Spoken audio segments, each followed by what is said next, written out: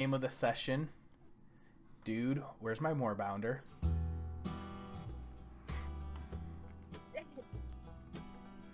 And with that, just a quick little recap. Hit record. Yes. Thank you. Countless roads and paths forward leading out from Jigow as the threads of fate began weaving together this convoluted cast of characters. The conclusion of the Jigow Festival of Merit has come, with competitions and revelry lasting throughout the day as the sun begins to set onto the horizon, leading into the final event of the day, the race into the Emerald Grotto, where an emerald amulet awaited as a prize, but not without some bloodshed and near-death experiences due to an infernal influence found within. Turn this down just a little bit. With some spell, trickery, and fast thinking, the group had retrieved the prize amulet and made a hasty retreat, leaving that rival party they were competing against behind in the cave that was now awash with golden light spilling out from where the corrupted shark had revealed in its death throes. But meanwhile, as all of that was happening, there was still another individual who had a role to play. A satyr with a penchant for the bending and manipulation of luck and fortune. Saeryn had been making lucrative bets throughout the day, their head rattling with dice as he followed the two teams winning the events, but ultimately betting on the group with the Aasimar, as common sense would dictate. A long wait later, the rival party had finally emerged, almost an hour after the original winning party, and Saeryn pocketing another bet that the other team would still come up alive. But at that exact moment, the red moon of Rudis flared up, hushing the crowd and causing concern to sweep over everyone like a wave. Ill omens and fated curses were the whispers and rumors. As all that happens, the players went to go confront the rivals about what happened and what took so long, and the other team were a bit dodgy, unwilling to answer the questions with a more profound, reflective look on their face. Morgen had noticed a gold chain being slipped beneath the Io's pockets underneath their robes, and that group had made their way out to go get some rest, still being dodgy about meeting up for questions in the morning, uncommittal. Finn, throughout all of this, was at first hopeful for a potential meetup, especially seeing Io again, and then feeling a little sad and dashed at realizing that they are purposely being flaky. But that is when the party noticed the nearby satyr eavesdropping. Well, Morgen noticed and Finn followed, and then they are introduced to what is called their professional good luck charm. The dice in Arlo's head stop rattling as he meet up with this group, following the luck that he feels pulling them along, and Morgen feels the warmth of the matron of ravens, knowing that they are entwined with their fates. Throughout the night, moonlit walks and shoreside talks between Finn and Morgen, while Ludo awakes with visions of fire and depth, but also of rebirth and purpose from Exandria. But during breakfast, customers come in to complain about the confusing name of Agath's Silver Spoon Inn, and Agath Silverspoon asked for a suggestion, where Ludo offered up the Shattered Tusk Inn instead of the proposed and long-winded The Inn with the Broken Tusk Tooth. In gratitude, Agatha gifted Ludo with a magical amulet of the drunkard. Throughout all of this, Arlo, later revealed as Saeryn, watches the rival team leave in the morning, noticing the small goblin leaving the Temple of Luxing and casting Locate Object, following them to the edge of town, and watching as they disappear into the Xhorhasian Wastes and out of sight, while eating on a batch of day-old candy apples a nearby hobgoblin had offered them. And this is how they are found when the rest of the team catches up. With Pelt nowhere to be seen, Elder Ushru, the Elder Orc, runs up to tell Ludo and Finn that the Druid Wastewalker left town in the morning with a cryptic message of, "In the betrayer's rise lies the gift of their demise," before turning into a wolf and heading out east. The party discusses the best method and decide to head east, where they realize must mean Bazzoxan, where the betrayer's rise is, and quickly realize that boat travel over the mountains would not be ideal methods of transportation. And a quick hunt for more bounders led him to a small hurdle of having to wait a day to get the mountains rounded up and pay the full price of 100 gold pieces each, knowing that they are unlikely to return and ever get a refund on the second half of the rental fee. So with all that, they headed out by foot, albeit with a faster pace to make up for lost ground, although cursing the uselessness of Alphonse, the hobgoblin Aurora Watchguard. But while they were in the barracks asking about those more bounders, Ludo had also took a peek around, trying to notice any familiar flashes of red or widow's peak hair, that flash of memory from his vision.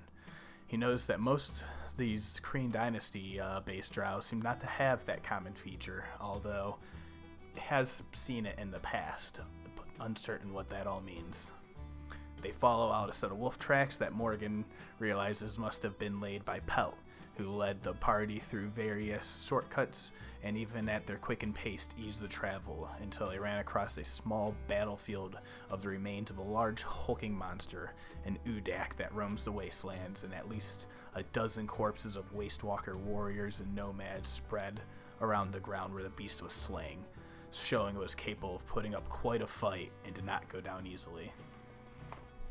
As they investigated the carnage, a Vrak, a large winged demon, swooped down from the sky as three tiny, fiendish horned Quasits emerged from beneath the corpse of the Udak, and a quick battle raged on with a few blasts of poison and swipes of claws hurting the party, but the demons were quickly dispatched with a few silver coins and a magical +1 dagger with the inscription of Kirchili Wastewalker on it as the loot to be found.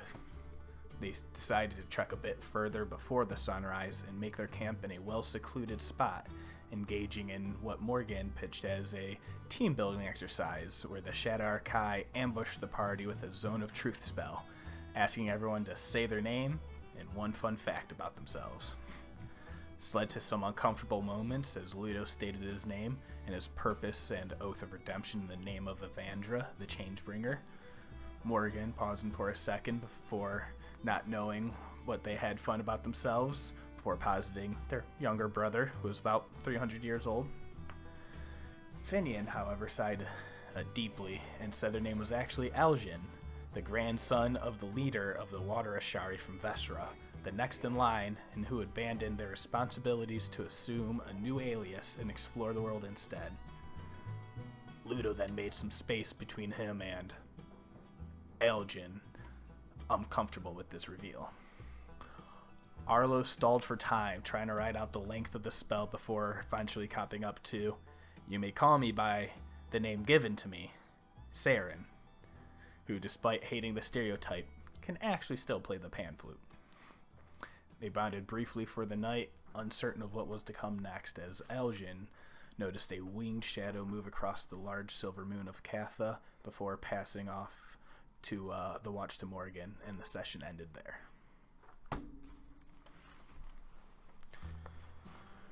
Whew, big breath. Yeehaw. Not there. So, also for sake of calculations, you guys feel like you probably covered about a good 30 miles that day? What you eventually determined to be a pretty fast pace throughout the day, with all the shortcuts from Pelt and everything, and that like helped make up for with that fast pace on the first half of the day, and then those shortcuts. Oh yeah, I forgot we had the fast pace at the beginning. Mm-hmm. So yeah, I would say those two combined for if you need to keep track of time and distance. But Okay. I will say with that, in that night we left off, it was as Finn would have been passing off, or sorry, Aljin would have been passing off watch to Morgen. I would let her know of the winged creature over top the moon. over top of Katha, and just sort of. I think he would just say that and then just go in trance, like w- away. I think not like away from the whole party, just on the other side of camp, you know, within the firelight. Excellent. All right. So with that, it will be. I'll actually say, Morgan, as you were waking up from your little mini trance, what would have been on your mind specifically?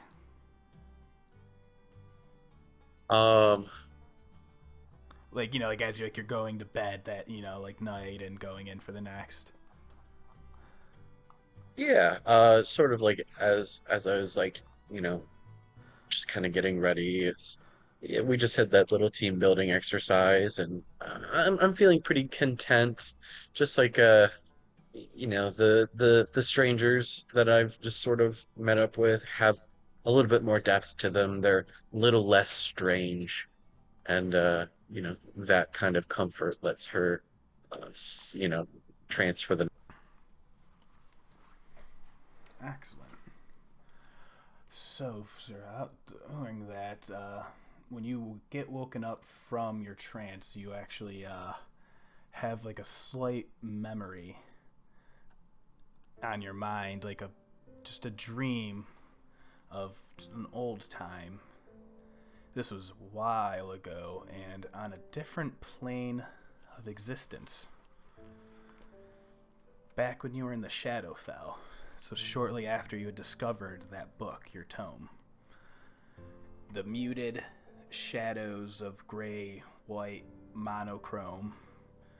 But outside this, what is to be the Fortress of Memories, where the Raven Queen, most of the duties on death, as the soul passes on, memories can be stored.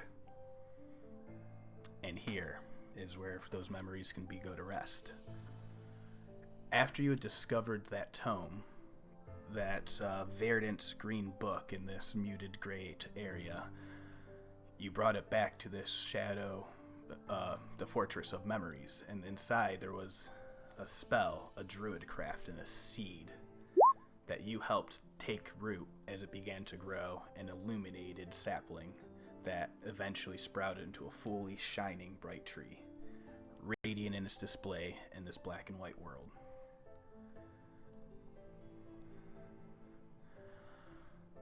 And as you were looking at that book and learning those tricks, you caught the memory of an insignia that I will now show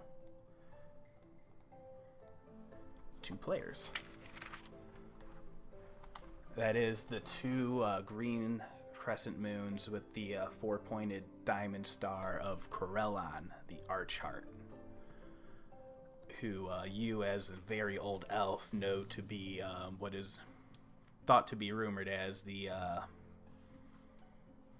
father, mother, parents. It's androgynous, it's uncertain, but the all elves are reportedly sprouted, birthed from them.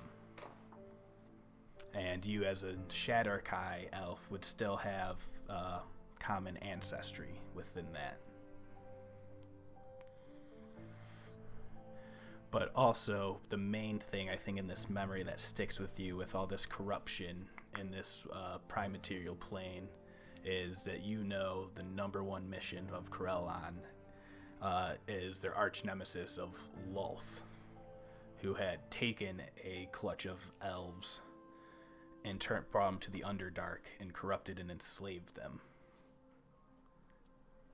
And you're now also have, you also are like thinking it through, and that's what makes the Drow elves above Land the Kreen dynasty different, because they broke free from that rule. Hmm. But I would say, yeah, it's this knowledge that comes up, bubbling up to your mind, surface of your mind as you have that dream and that memory, just those flashes of the past. And then you're woken up. All right. I think Morgan would kind of keep that to herself for now. and then obviously take the warning for the creatures flying about, and just gonna make sure that people are safe for their the rest of their rest, and taking the time to prepare new spells for the day as well. So I'll probably spend a little bit of time also in just kind of meditation doing that. Hell yeah.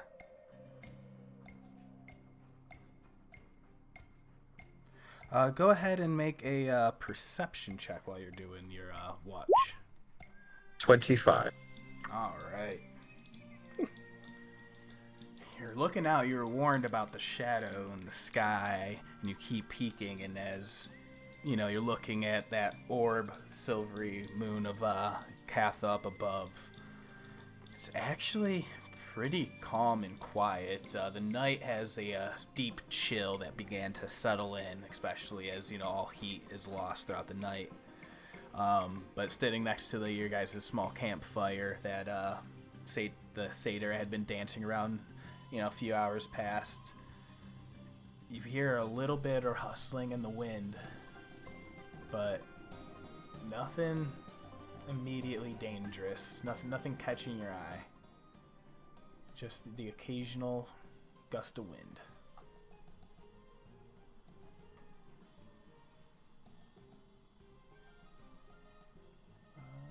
Yeah.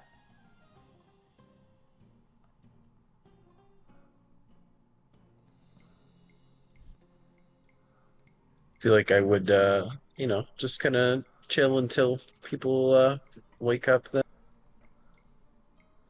I don't have anything super special planned for the morning before adventure. Hell yeah. But yeah, you definitely as the sun begins to rise, there's definitely not too much action immediately, and you feel like everyone has enough time for their long rests before they start to stir awake.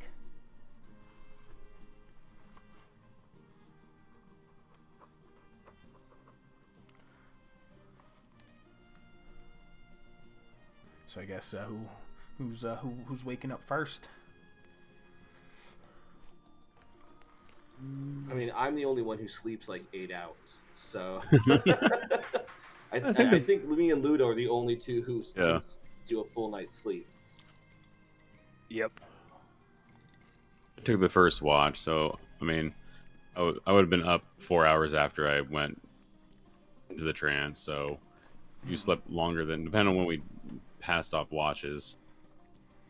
It was probably 4 hours because you have two elves, so it's probably half a watch with one guy, half a watch with the other guy because they can. I get up, probably just look around, start cleaning up rations and just sort of seeing what I have packed with me. Sit there by the fire. If it's about to go out, I would probably hit it with a firebolt just to bring it back up. Just be like, okay, all right, and sort of look. And he looks over. I think I'll look over. Morgen, anything interesting happened in the last few hours? Any more of those flybys from that big thing in the sky? I did notice that it was still around, just peeking in and out throughout the night, but it left us alone, and I didn't see anything else out there. Oh, that's encouraging, really. Maybe it's just that one thing. If we keep, don't call to it, maybe it will just leave us alone. It'd be amazing. Easy travels from here. Yes, I think it's a boon that it kept its distance. But yeah, let's hope that sets the tone.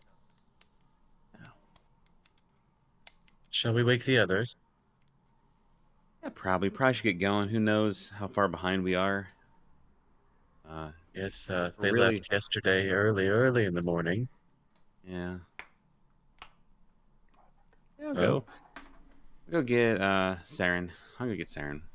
You'll walk over and just sort of beg Saeryn a little bit. Yeah, not with my frog, you won't. What? Hey. Just checking on you. I think we're gonna be breaking camp soon. Oh, Now- all right. Hold on a second. Let me just get my mentally prepared for the day. Okay. Ludo sits straight up. No. All right, I'm mentally prepared. I gotcha. Ludo, are you okay, Ludo? Nice. Yes. Go. He Yes. looks around. Okay. Looks around Yeah. and sees just with and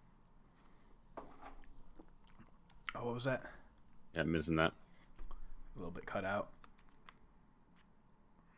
oh, sorry, my computer's being dumb again. He just sits up and looks around and realizes he is okay, and he says, Hey, you have a nightmare about the giant frog too? Hmm? "Don't think I didn't like say that." anything. Let's get going. Man, frog. It's maybe a story we should hear later, or maybe while we're traveling. What's with the giant frog? Well, just one of those dreams you have. It's like a stress dream, like when you just had there's a giant frog and it's chasing you through a forest. You don't Yeah. have those? Nah. I think it's giant frogs. Usually, for snakes or sea snakes or serpent snakes or snakes. Nah, I'm fine with snakes. They're fine. Yeah. Now, giant frogs though. No, bad times. Interesting.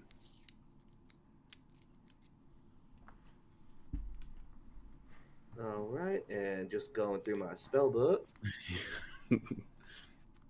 Go. I think Finn will then. Finn. Keep calling him Finn.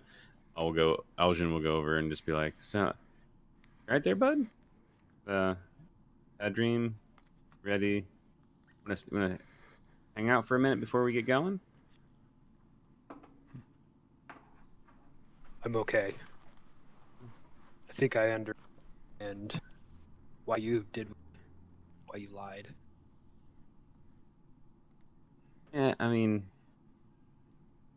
you. I think when we met, you found me with those guards. Well, they were from my home, trying to take me back, and sort of when we met, and I didn't know who to trust. So it's sort of just what I did to keep myself safe and keep myself out here. I need to experience everything out here. It's not just be there in a single city my whole life. So, I'm sorry that I did that, but I'm sure this adventure we'll look back on this and just sort of laugh at it.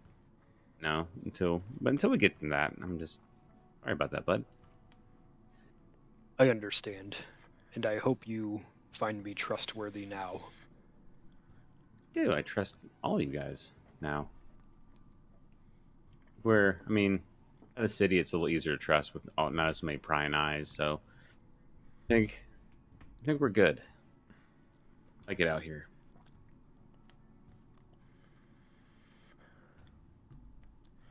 Awesome. So, yeah, as you guys look around, start like making a track of way, it's very easy to, determine roughly, which way is east, especially, as the sun is rising, determine it, point in directions. It's not going to be too hard of a survival check to get a loose direction, but because also you're still on your southward down travel, following that road.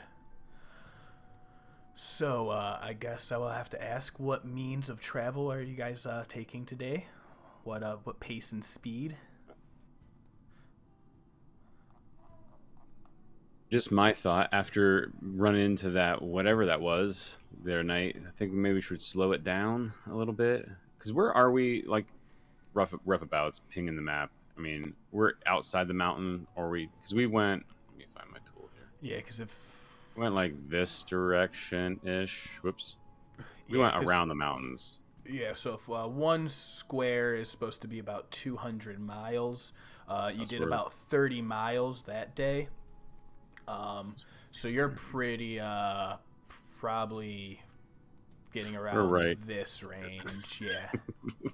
Because it'd be like about roughly with the amount of days travel that you were told to getting to where Bazzoxan is, you roughly in this area. You're not completely uncertain, and so going down and around, it's probably at least around 300 miles is going to be your guess. Okay. So yeah, if you got about 30 down, you're probably around through. Yeah. Is that like 10 days travel? At a fast pace. Fast those pace? 10 So we're looking at days. 11 or 12 days. Mm-hmm. Awesome. Okay. Amazing. Normal pace? Or you guys want to book it hard in the morning and then slow it back down in the afternoon? I should ask the old lady. Hey, old lady. Yes? Hey, Morgan. Do you feel like a brisk walk in the morning? Or do you want to like keep it normal, just at a medium pace? Well, I was thinking maybe one more day of a quick pace in the morning and then slow back down to a normal pace for the rest of the travels. That way we kind of bridge any gap we might have incurred with the other party, unless they're hustling the whole time. But I feel like that's a bit dangerous even for them. We might know if we just end up finding trails of dead things. We might just figure out they might be hustling. Or maybe if they're moving that fast, maybe they're just waking up the things and then they're looking for food and where next. Okay. Everybody good? Ludo, you good with Saeryn? Good with a fast pace this day, and we're slowing it down when we get into some rough terrain. Sounds good to me. Yeah, no problems here. All right. It sounds like fast today. Hell yeah. So as we're doing fast travel rules, actually, I got a quick link for this. So if you're at a fast pace, feel like you can probably get about a good 30 miles in a day, 4 miles in an hour, but you will all have a -5 penalty to your passive wisdom perception scores. And be very, very, no stealth at all. Like the exact opposite of stealth. Exact opposite. Like, stealth, it's not that. Yeah. I heard of stealth, but this is ridiculous now. So anyway, as you guys are making the travel, why don't someone go ahead and give me a D20 roll? Not it. I don't trust these. I'll go for it. There you go. You got it. Oh, And someone got one already. it was a 9. 9 from Saeryn. All right. Slightly better than the 5 from Morgen. Love it all. All right, so you guys set off throughout the day. So it had gotten really cold and temperate, but as the sun started to peak and is like rising in the sky, starts to warm up, and you're looking out ahead of you, and it is a rocky wasteland. Let's get back over to what it would look like for you. Just craggy, cracked, rocky terrain, just like sometimes flat expanses, but then sometimes like deep valleys. And as you're following this road, like sometimes we'll have to go around like a small bluff or like a small, just like a giant hole or valley that drops out of nowhere, and then you have to just hop across these like tiny crevices, and it's just like the wind is blowing in this open terrain, so there'll just be sweeps of random sandstorms that come out of nowhere. The weather can go from nothing to insane in an instant, and like inclement weather out of nowhere. But as you guys are traveling throughout the day, you're not experiencing any of that. It's only a little hazy and gloomy, the sun's peeking through occasionally on the sky, and it's starting to work up pretty hot into a sweat. And as you're making your way out, probably like a few hours after sunrise, is getting closer to like where it'd be like noonish, I think, probably throughout the day. So you put in a really good, heavy, fast pace.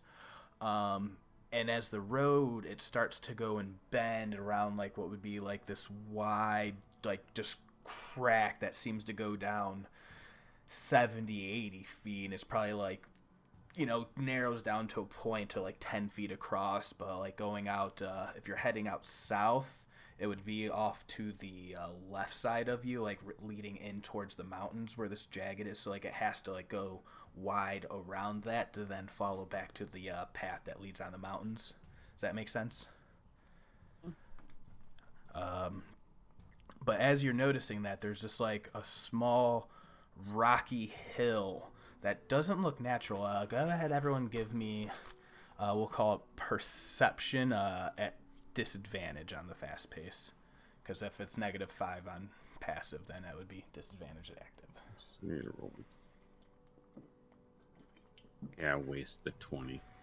It's all right. It's all right. 16 though. Hell yeah. 15 for more.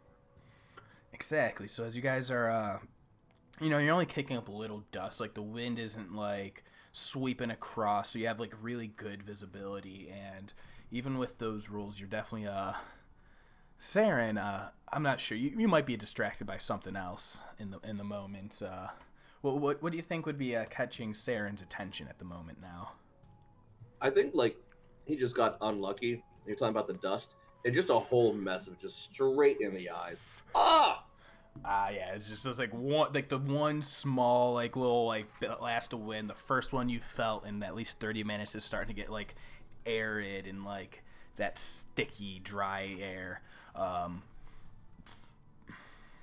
I got stuck in the eye. So you don't manage to see anything at first, but it will be Aljin and Morgen will point out first. This like small little outcropping of like first think is like a hill that's like probably like 10-15 feet up, and like is that like a statue or like some sort of figurine sitting there like almost motionless on it, like in that like small haze in the distance. But as you get closer, it's not a hill, it's a series of these like boulders and rocks have been like moved here purposefully and starting being like piled up, and sitting on top of it you actually notice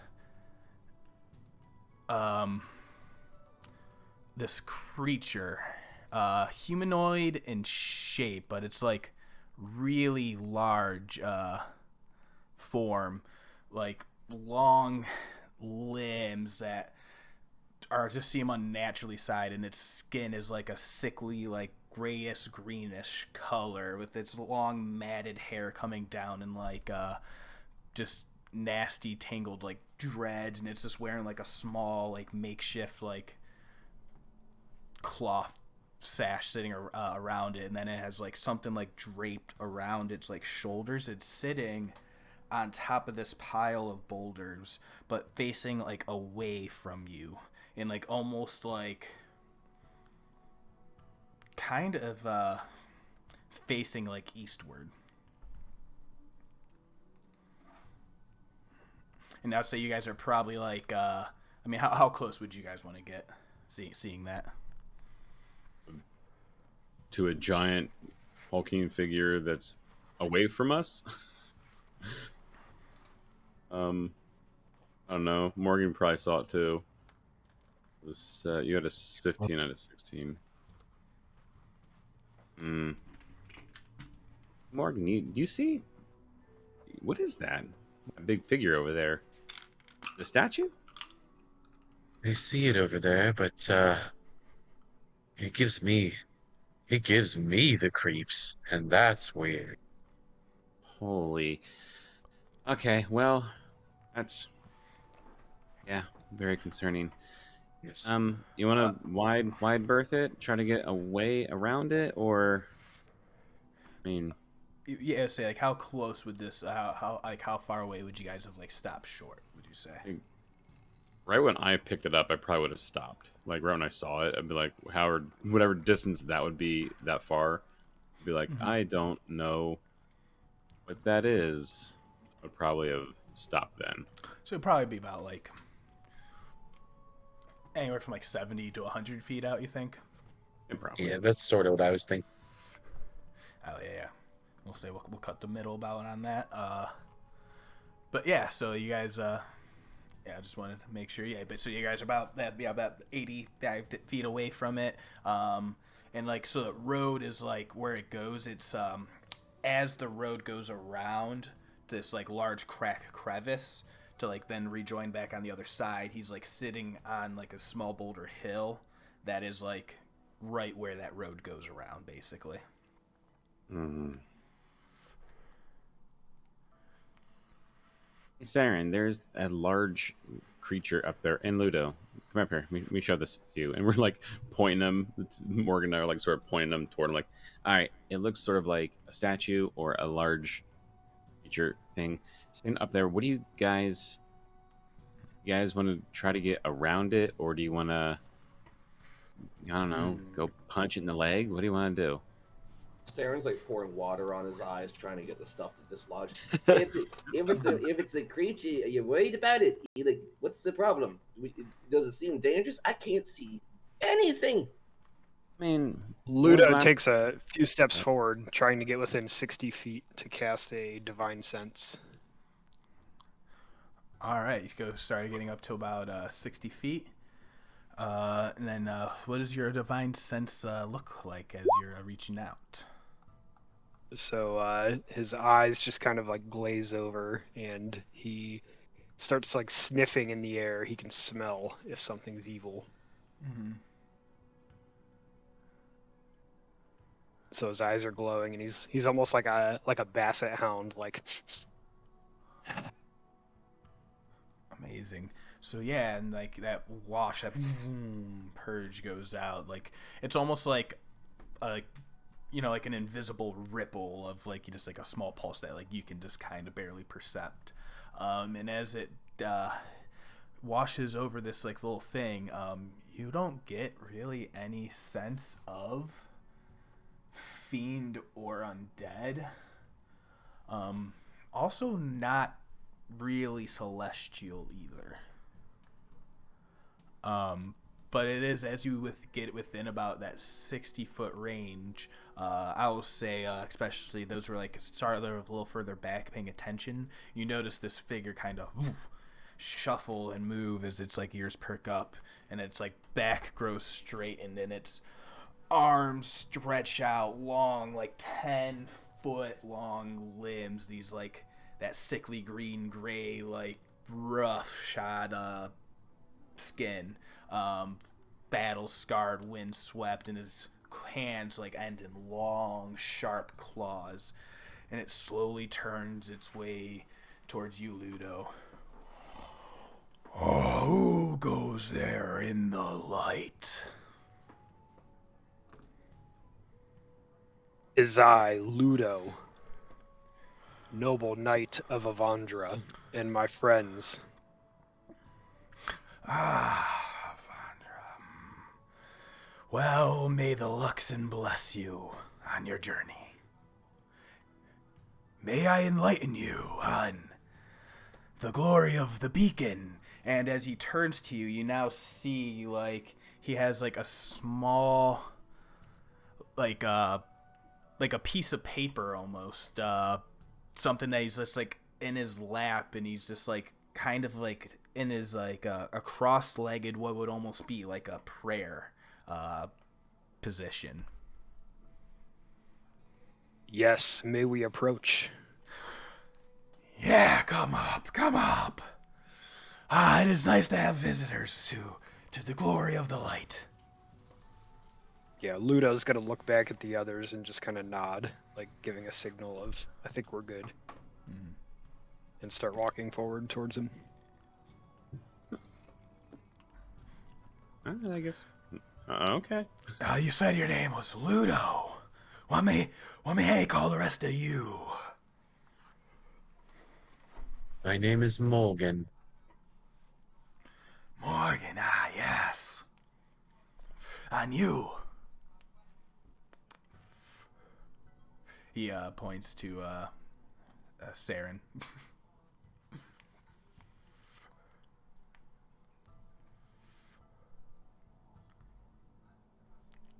You're the calculator. Excuse my friend. Excuse my friend. This is Saeryn. I think he had something in his eyes. Mm. Hi. I'm Oh yes, you, Finian. Nice to meet you. Finian. Yep. Oh, glory to the light to come across me today. And as y'all get closer, you now see like, and this little pamphlet he has like held out in front of him. You see like the image of like clearly like a dodecahedron and like the scrawlings. Like this is basically like a church pamphlet of the Kryn dynasty. Oh boy, a pamphleteer. Yes, have you heard of the beacon, the glory of the light, and reincarnation? Now, the Was it- reincarnation's news to me. Yes, it's the best ever. It's of one day the whole world will be nothing but trolls. The most perfect form. It's the greatest feeling ever. Everybody, okay. So everybody would be reincarnated as trolls. Well, so these missionaries of the dynasty, they came across me and they handed me this pamphlet and they told me of the wonders of the light and reincarnation. And if you get reborn, I mean, it might take a while, but eventually it's a more perfect form than a troll. And if you keep getting reborn, then eventually you come back as a perfect form, a troll. So, it just warms my heart knowing that one day the whole world will be trolls.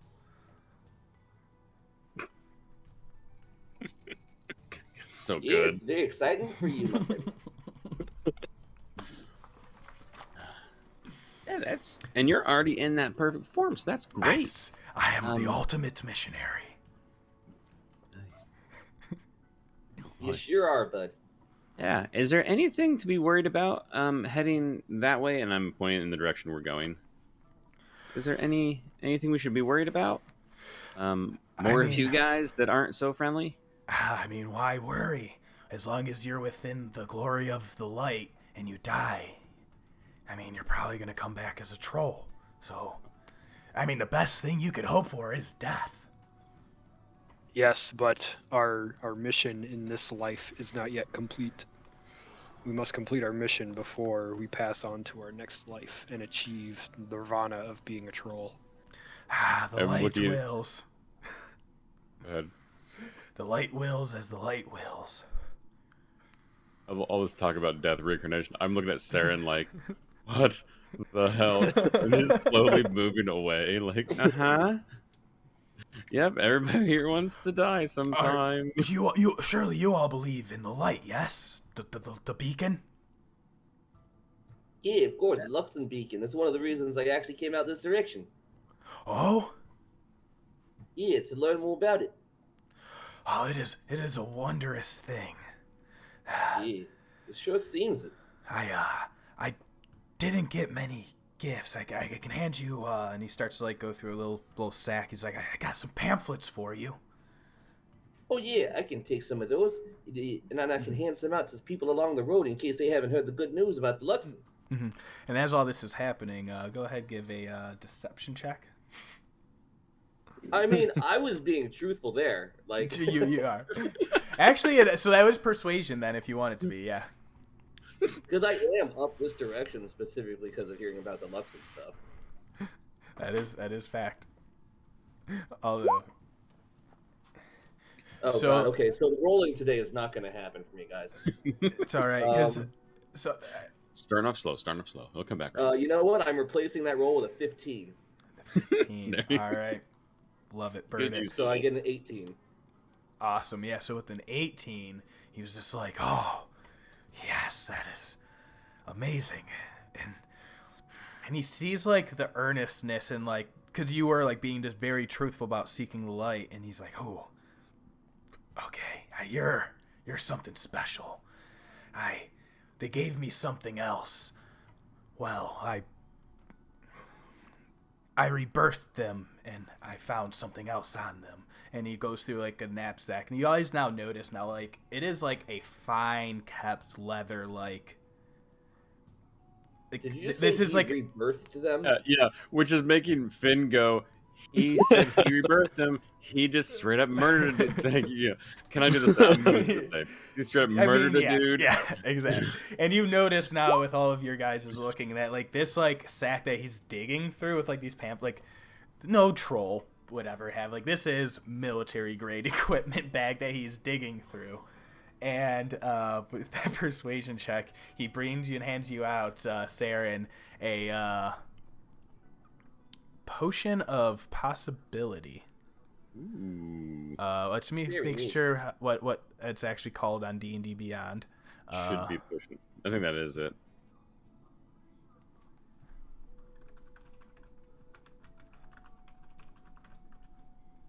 It is.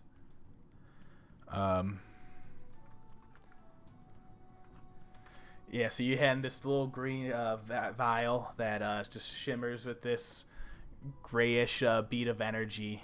And yeah, like I say, you're not entirely certain what it does, but you can add that into your inventory.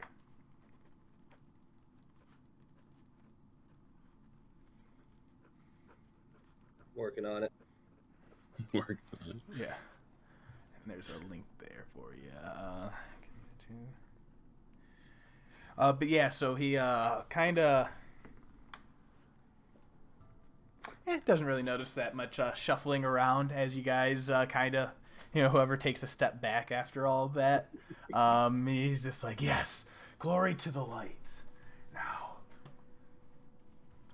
And he seems to consider, he's just like, now I know. If you head in that direction, you're most likely gonna die. So, that is for the best of the light. So, as long as you spread the word as long as possible, while you keep heading that way. And then he sits back down. I will pray for your souls to become trolls. Thanks, mate. Do we not have to pay the troll toll? Ooh, I knew you. No. What was his name there, Jeff? Okay. Yeah, I think he said it was Igor. Igor. Well, Sir Igor, we will spread the word of the light. Mm-hmm. Do you have any tips for us on how to spread it farther and not be reincarnated? Why would you ever want that? Oh, I do. I absolutely do. But I want to spread the word first. There's all sorts of trolls and demons and large beasts, mammoths. Oh, watch out from the sky. The weather, it can turn bad. And he snaps his fingers. It's like this like disgusting like nail grating like sound. It's awful.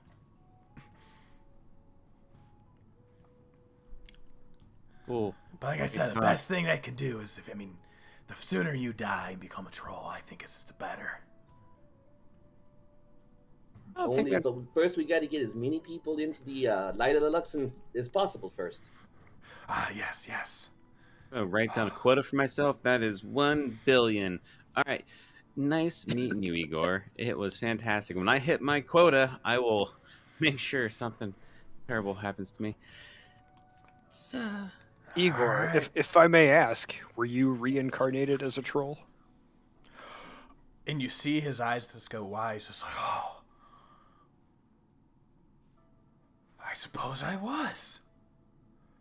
Do you remember any sparks from your past life? And you see his face just go stern in concentration. Oh yeah, say this is what Eeyore looks like, by the way. Yep, figured. Yep. Just typical troll. But his face just goes like that stern, like that concentration that goes to wander off, and then like his eyes starts to twitch, and then you feel like has like a little bit of pain, and actually, and he like yells out, he clutches his side, he's like, nope, nothing. Well, probably better that way anyway, now that you've reached holy divinity. Why would I? That maybe ultimate form, you don't need to remember the past. And you see as he like takes like his long nail and just like scratches a long gouge like in his chest, and like take like his like blood just starts like dripping off, and he starts like scribbling on that like one of the pamphlets on the page, and just like some sort of manic prophet insight. Yeah, Ludo kind of bows with his shield and puts his fist against the shield. Well, thank you, Igor, for your hospitality, and may the light be with you. May the light be with you too. All right, guys, let's go. Oh, Saeryn is already like several feet away. Like Saeryn, Saeryn has already put Ludo and Finian in front of him already. Like, I think it's one of those things where Saeryn backs up a little bit and puts Finn in front of him, and then Finn goes back and puts Saeryn, and they're just like slowly walking backwards, trying to not be the one in front when it attacks. And Ludo's cool with it because it's religion. It's like it's kind of his stuff. Amazing. So like just before we move on for that, just because like I have to, because to give words due, 100% stole that from Reddit and the Call of the Netherdeep group. People just like post up like fun ideas and interactions that they've had in their games, and I'm like, oh yeah, I am. Troll. Like cool. that is on the random table, and if that happens, we'll see what happens. There you go. That's awesome.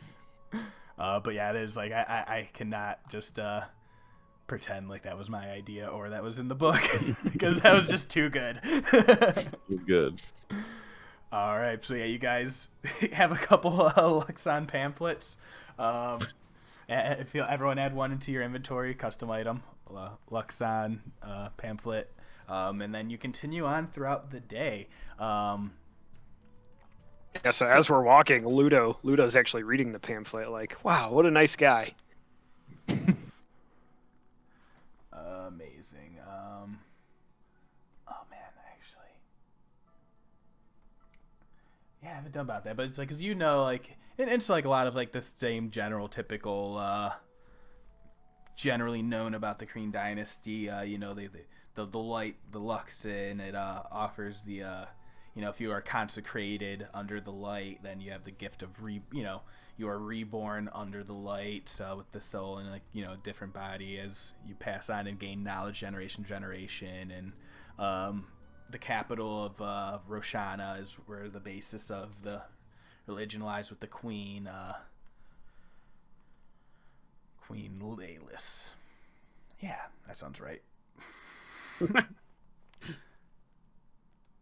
One second, there's a whole book of things here that I could use as a source that gives me this information for you guys. Apologies. They're walking. Finn's like, so I'm gonna hold on to this for a minute, but I am not reading it. I don't know. I don't think it's my thing. I think it's my thing. Morgen, you're awfully quiet. What do you think about all of that? Would you think about this Luxon? You've been here for a long time. What do you think about this Luxon and all of that interesting stuff? Mm-hmm. I'm very glad that you guys took the lead on that interaction. I have my quarrels with the Luxon. You see, the Raven Queen demands death and transference of the soul into the afterlife. The Luxon goes exactly against that, very counter to my beliefs.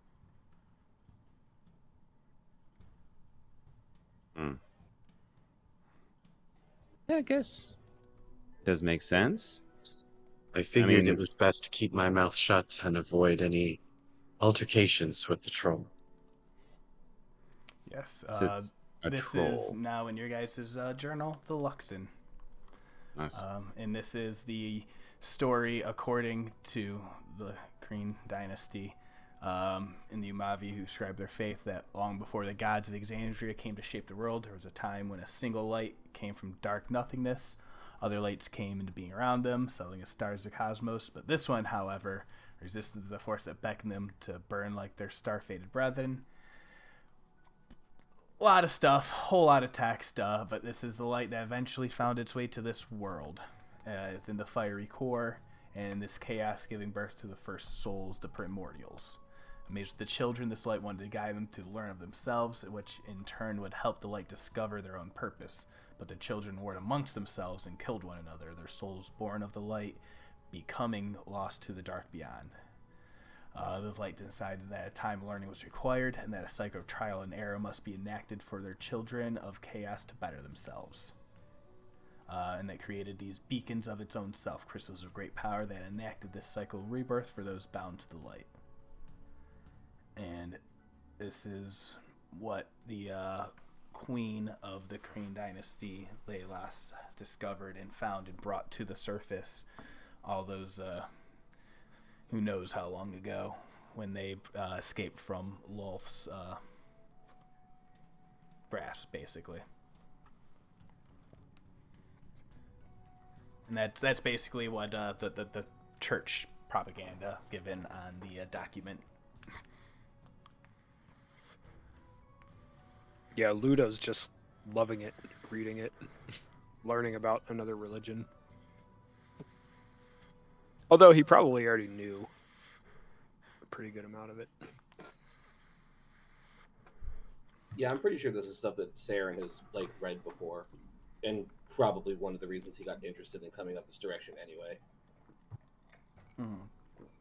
Yeah, because you had heard magics about their abilities of bending potential and other things. So this is more of that that type of dogma. Once you start going to church, this is the things that they spread throughout. But with Morgen having a very very staunch not okay with that. Yeah, I'm definitely the first chance I get, I'm going to burn the pamphlet I have.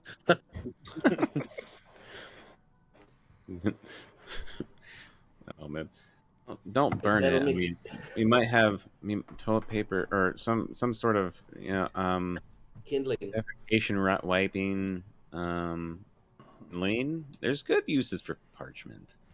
Round. I mean, it's pretty nice. How's the parchment? Pretty nice vellum, yeah. It is official. These are what the church missionaries of the Kryn dynasty.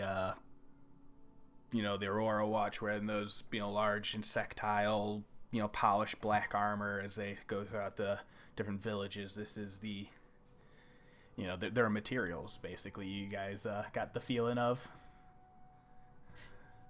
Yeah. I don't like it either. Just sort of moving on, yep, large creepy troll didn't kill us, which was great.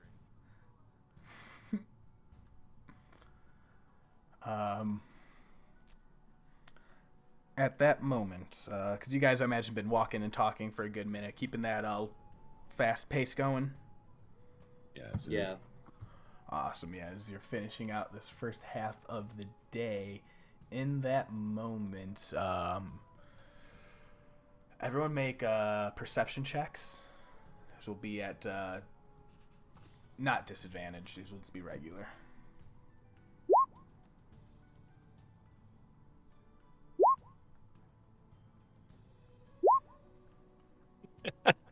Oh man, Saeryn, rough go out today, buddy.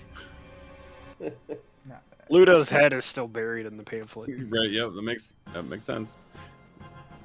I feel like there's some a wind elemental, and it's throwing sand in my eyes. So Morgen and Aljin, as this happens, you start feeling the sudden rumbling of the ground as it starts shaking radically and from all over.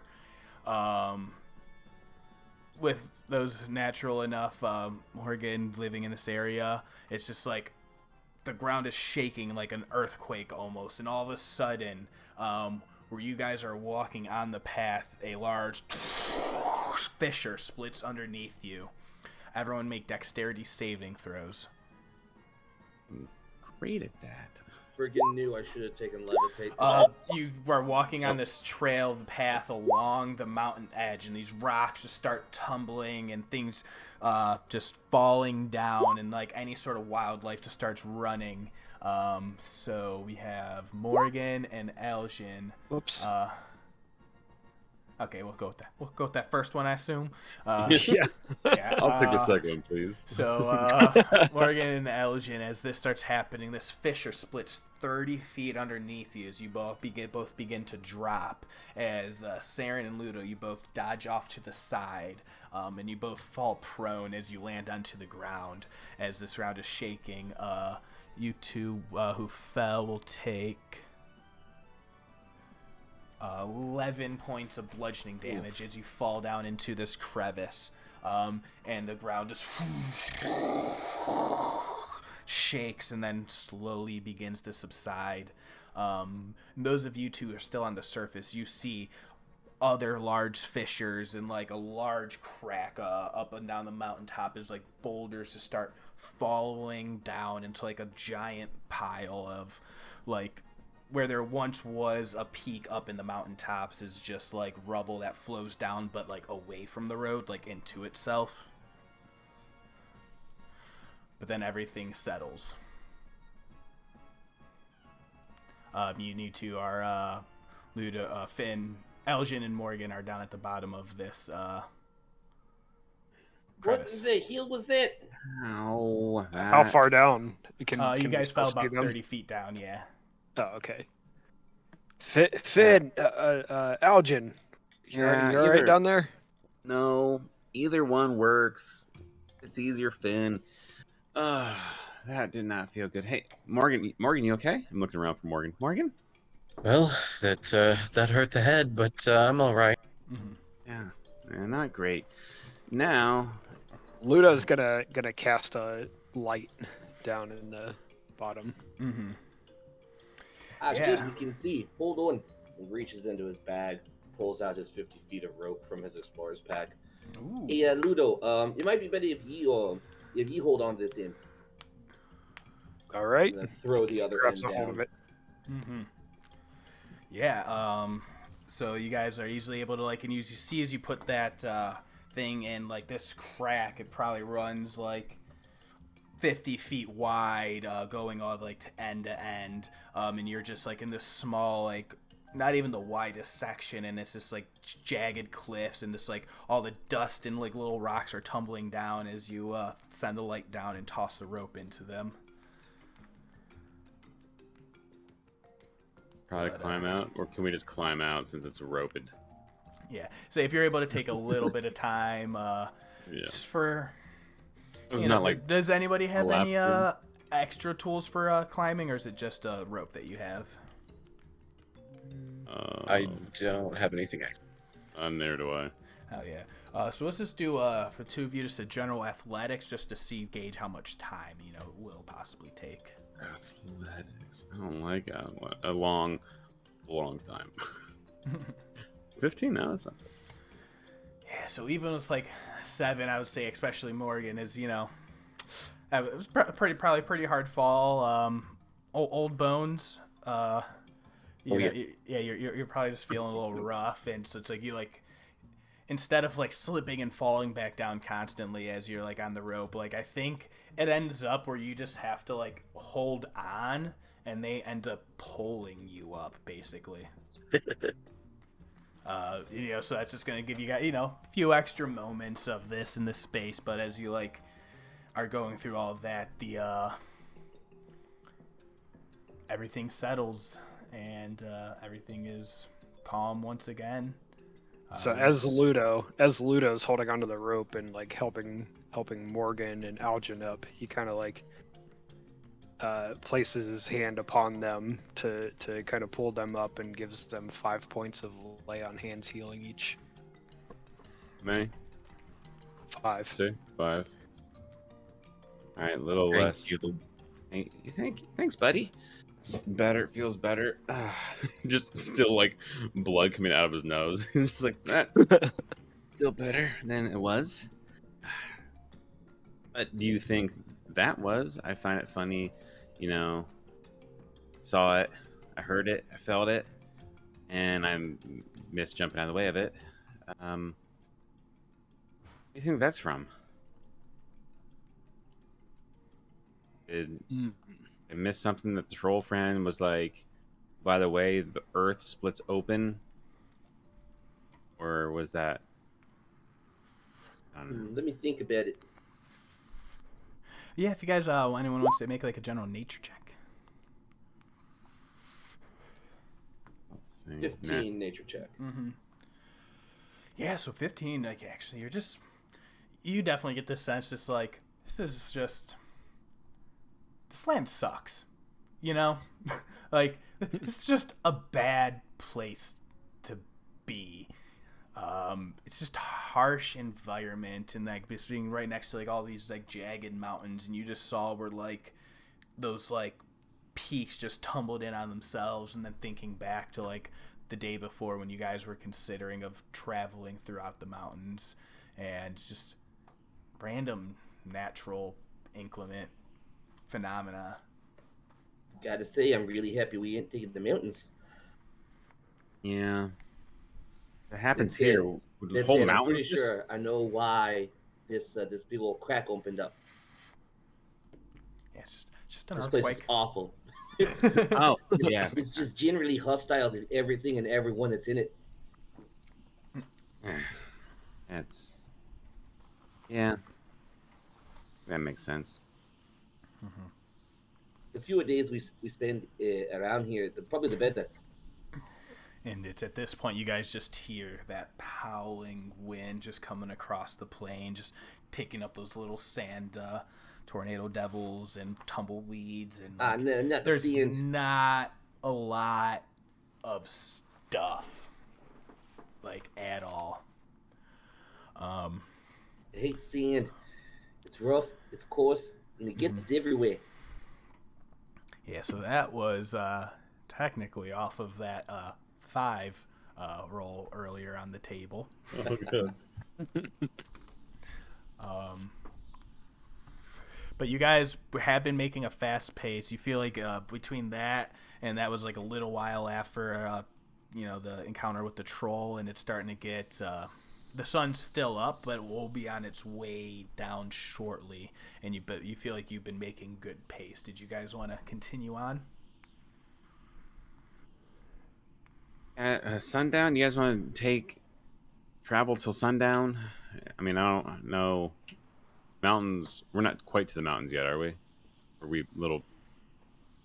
Can't Yeah, tell like, the so side. pretty much it was like right Map. when you were getting to the mountains was when you encountered Okay. Igor. So now you're like you're probably like on like around getting past like that little ridge. And which side, like, would the sun be setting on this flat Earth? Mm-hmm. Yeah. Exactly. So on this flat Earth, until anyone has anything else that proves me Just it otherwise, Just it is. what is it? The fucking rises in the east. That's in the East. west. So it's the west, yeah. Yeah. They're the So same. that's the one. Yeah. We'll go with that, just for my sake of DM sanity, because I have tried writing a book before that had 3 moons cycling it. Oh my god! Oh no, 3 suns. Oh my god, it was so bad. What are you doing? So- It's set in Alpha Centauri? Like, what are you doing? It was, whew. Trinary star system? You're giving Yeah. yourself a 3-body problem, and I'm not referring to the books. Actual physics issue. Yeah, it was. Actual physics issue. Because I tried to like, oh wait, it has to work. No, it doesn't. Anyway, in this flat Earth of Exandria, come at me, Matt Mercer. Yeah, it started to set onto the western side, and these mountains would be on your east, so like your left. Yeah, so we're still... So it's a little more plain, so okay, it's going over there and looking around. Like, so we might have a little bit longer of sunlight if we want to keep going until the sun goes down. Let's keep going and try to find somewhere somewhat safe to rest for the night. Yeah. All right. So as you all keep making your way in through, and you keep heading at this fast pace, eventually, as like the road begins to bend, you all see up and because it's been pretty clear weather today. All things considered, small wind storms and earthquakes aside. But I'll say with your passives, Morgan at least, and then anyone above, 14 passive perception would notice off in the distance little specks of dots, like a small group of 5 individuals making their way down the road. It's a little ways off, but within, yonder distance. There's a group of individuals down the way. Looks like 5 of them from here. Could be the people you're looking for. Could be, yes. Be 5 other really dumb people that want to go across this stupid land too. Yes. There's a chance for that as well. It's the ones we're looking for. I mean, it does seem like there'd be value in numbers. Yeah, it's true. Think, boy, we could go a little longer and try to see where they make camp. Or we could stop here and maybe catch them in the morning.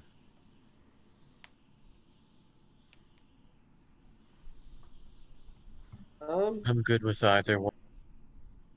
I mean, only 2 of us require 8 hours of sleep because the rest of you, because Morgan and Finian both use only trance for 4 hours, right? Yeah. Yes. I mean, Well, let's make camp now, and then we just wake up early, and then we can go and ask them some questions like, "Hey, why did you leave so early?" I suppose we could catch up to them in the morning. They have to sleep sometime too. I think they have more than just 1, 2 people that have to take 8 hours, right? The big guy, and they had little guy, and they had the other guy, and there was an elf, I think. Look, I don't remember.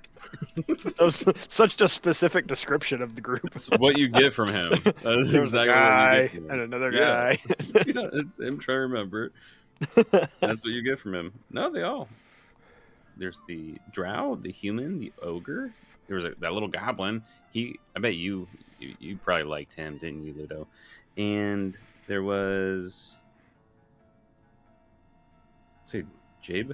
Is that it? Jabe? Io Jabe? Io Jabe. Which Yes. I have blue orc here, but that doesn't quite seem like an actual race. To look now. Okay. Yep. I like And that then- bluish looking orc one. Hell. Dermot the Goblin. I love that. I was just I like that one. Yeah. It's easy. It's easy to play a high charisma, really dumb person. Intelligence of 10, wisdom of 12. Oof. Okay, not great. Hey, let's just make camp here and then maybe get up early and catch them. Catch them. All right. At this point, can we tell, is the other groups moving, or does it look like they've stopped? Yeah, they seem to be they're still pushing it, on that road, probably trying to shave out the last few hours, or maybe looking for a place. It's hard to tell from the distance of what their intentions of their movements are. You just kind of still see them on that on the distance of the horizon as the road keeps rolling and turning throughout the hills. How about this? How about we keep going a little bit, and then when we find the first good spot to sleep, we'll stop there. It could be a few minutes, it could be an hour. I don't know. I mean, right now we're out. I think we're a little Seems out like we right don't now. want to lose them, so yeah, let's do it. We'll keep an eye out for the first good spot, I guess, and then we'll All right. camp there. I'll make a survival check for that. Ooh, make a survival check. I replaced it with a 19. End of day. Awesome. So 19 survival. So as you're looking through the Yeah, road so and like 23. yeah, perfect. So what would it does appear as this like road is like following along as these mountain paths, where it seems to be like almost as you scan ahead, like the distance between you and the other group, you see like, all right, there's not really a good spot between here and where they're at, and that's why even with that great of a survival roll, like that's you determine that's probably why they are continuing on at this point. Like they're in search of that next best spot. I hit the stealth button. 1 second. Yeah, I noticed that, but I wasn't sure if it was the same. I don't know why I assumed my survival is it would be only a the plus same. 1, so it's only a 20. 30, 20, still perfect, yeah. So, because it's like, you feel like any spot that you would camp up between here would, like, just kind of still leave you exposed to, like, any elements, traveling eyes, wandering, whatever. I think how this went is that we're looking around, and Saeryn finds this one location, and it's just the worst looking location. He's looking at like, why do I feel like I should be right here, looking at this one spot, and then the earth cracks open again, a whole bunch of stuff falls over, and then it's kind of flat, but not really great. Yeah. So... But oh, looks like the place isn't as hostile as we thought. But I can't find a place that we could stay off the path, so this is the best we're gonna do.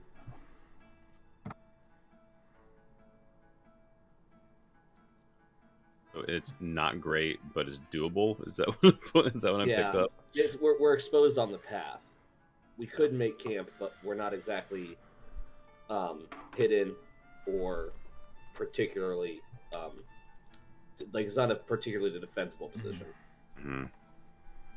And I would say at this point, in that moment of consideration, it's probably like you just start to lose sight of them over in the distance throughout like the turning hills and the path through the various rocky crags and spires.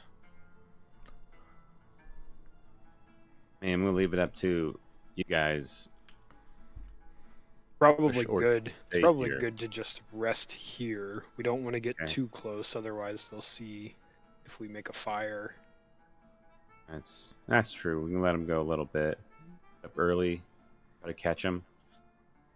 Sounds good to Right. me. Makes sense. Just camp out here. Agreed. Pull up my Luxon pamphlet and put stuff around it and find any wood we can find. Put it in the The middle. sacrilege! The sacrilege! The pamphlet brings light in multiple Oh, what are you ways. guys doing there? Roll initiative. Uh-oh. We start burning it. You just hear a scream and then Ah! oh no. No one ever seen if it was magic. No. Alright. Yeah. Nope. Didn't It, even check. it was just a troll. Nothing about it. It's just a troll. Not even looking. I'll find out here when I light it on fire. Find as much kindling as we can. Sort of add it around the Luxon thing in the middle and hit it. I think I have something so for a guys fire. kind of like find like a small little like bluff in between, like like the where the road like kind of gives way to like the sloping up into the mountains, and there's might be like a little bit of spire. I'm just gonna cast a little detect magic and look around for a bit, see if there's anything that catches my eye. Yeah. So when you cast that detect magic, Saeryn, so you definitely notice like all the magical stuff that's on like you and all your friends. There's that one like dagger that someone had picked up recently that has like a small glow. There's at Aljin's side, there's like the small like little like pouch gourd decanter container that's glowing very strongly with magical energy. Nothing in your immediate surroundings. Also, there is a slight warmth of a glow of that one particular coin in your pocket. Oh, my changebringer coin? Yes. Gotcha. But I think if you've detected That's pretty magic normal. before, yeah, exactly. So not getting anything off the pamphlets then, eh? Yeah, nothing on the pamphlets. I'll go ahead and run an identify on that potion. You told me it was a potion of possibility already. Oh but yeah, I that as don't well. think Yeah. I don't think the troll would know, and I don't think Saeryn would know. So I'll identify that real quick as well. Perfect. Yeah. Yeah. Sorry, I totally forgot that I'd given you that. Oh, there's also that one random scroll that Morgen has that is glowing from its soggy scroll case. And then any other magic items that. And then the silver spear. Ludo's. Yeah. Yep. I'll identify. I can identify more stuff before we go to sleep. If you need me to look at anything, I can tell you what it is. I think I'm good. I Hey, think Ludo would offer up And, the spear. Morgan's book as well. Or wherever that is stored, Morgan's tome is pretty magical. One thing I've learned in my time: you never ask an old witch about her tomb.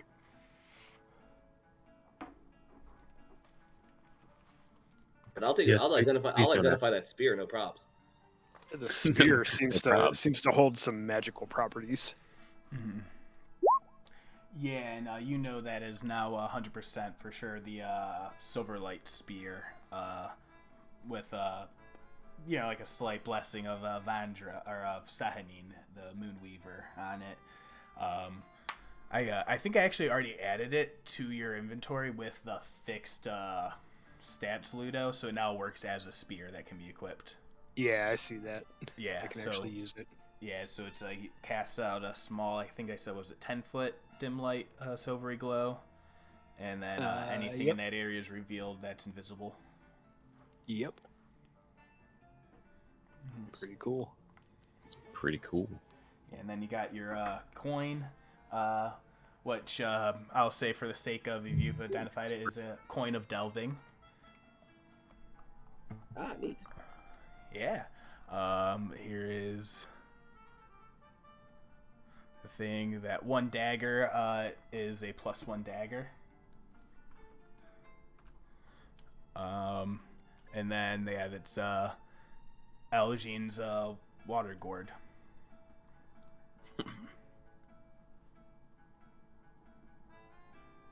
Who had the +1 dagger? I do. Yeah, okay. So that's what that is. You got your water gourd. Wasn't there a scroll that was mentioned? Yeah, I think you guys identified it last time.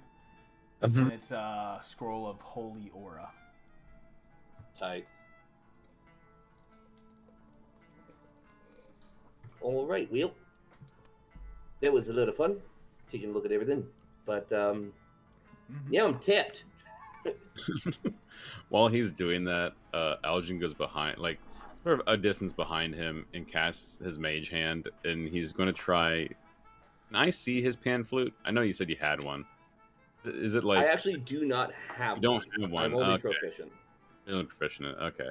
You said you had a pan flute. Damn it! I was That's going to hilarious. try to lift it. You feel mage hand like poking at your side, like looking, like lifting pouches, trying to find something. It just disappears. Oh, because I will say, especially knowing, since Arcane Trickster specifically has a mage hand class that makes those things easier, that would be pretty fumbly. Yeah. And I love that. Yeah. He doesn't know how he was picking things up the earlier, like day before. He's just like, I wonder what I can do with this thing. And as he's like preoccupied, he's like, doop, poking the side. Nope. Amazing. All right. Well, Morgan, do you want to take first watch as we get this all set up, or do you want me to take the first watch again? I'll take first watch tonight. Oh, okay. That's And good. probably tonight as well. Just gonna be, looking through the little tome that I've got and just kind of thinking about the vision I had during my trance from last night. Mm-hmm. Yeah, just connecting back in with that. Hey Finn, Yeah. what you got to drink in that gourd?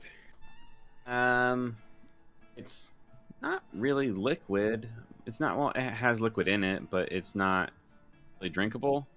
And he like pours some out, and it's just like, it looks like water. It acts similar to water, but it doesn't like leave his hand. Like as he pours it out, it just sort of puddles in his hand.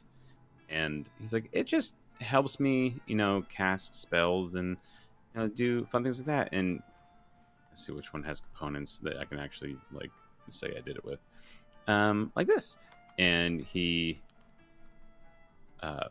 like takes a few steps back, and he'll pour it in his hand, and he'll like, it looks like he's flicking water at you with his finger, but as he does it, he whispers in his hand. He goes, it allows me to cast spells easier. And like water almost like comes out and mists, and then you hear the message through this like light mist as it comes out toward you. Something that to need was a pretty component. cool. Yeah. It's just, it helps me cast the spells. It's just, water from my home, and my grandma enchanted this, so it would just be a little focus for me. Yeah. Pretty I don't think neat. I have anything else stronger than that. And he starts looking. He's like, nope, I'm a normal canteen. Yeah. Although, as you think about it, it's always been around. Got my normal water skin the water's and my always magical there. water skin, and I try not to mix those two up.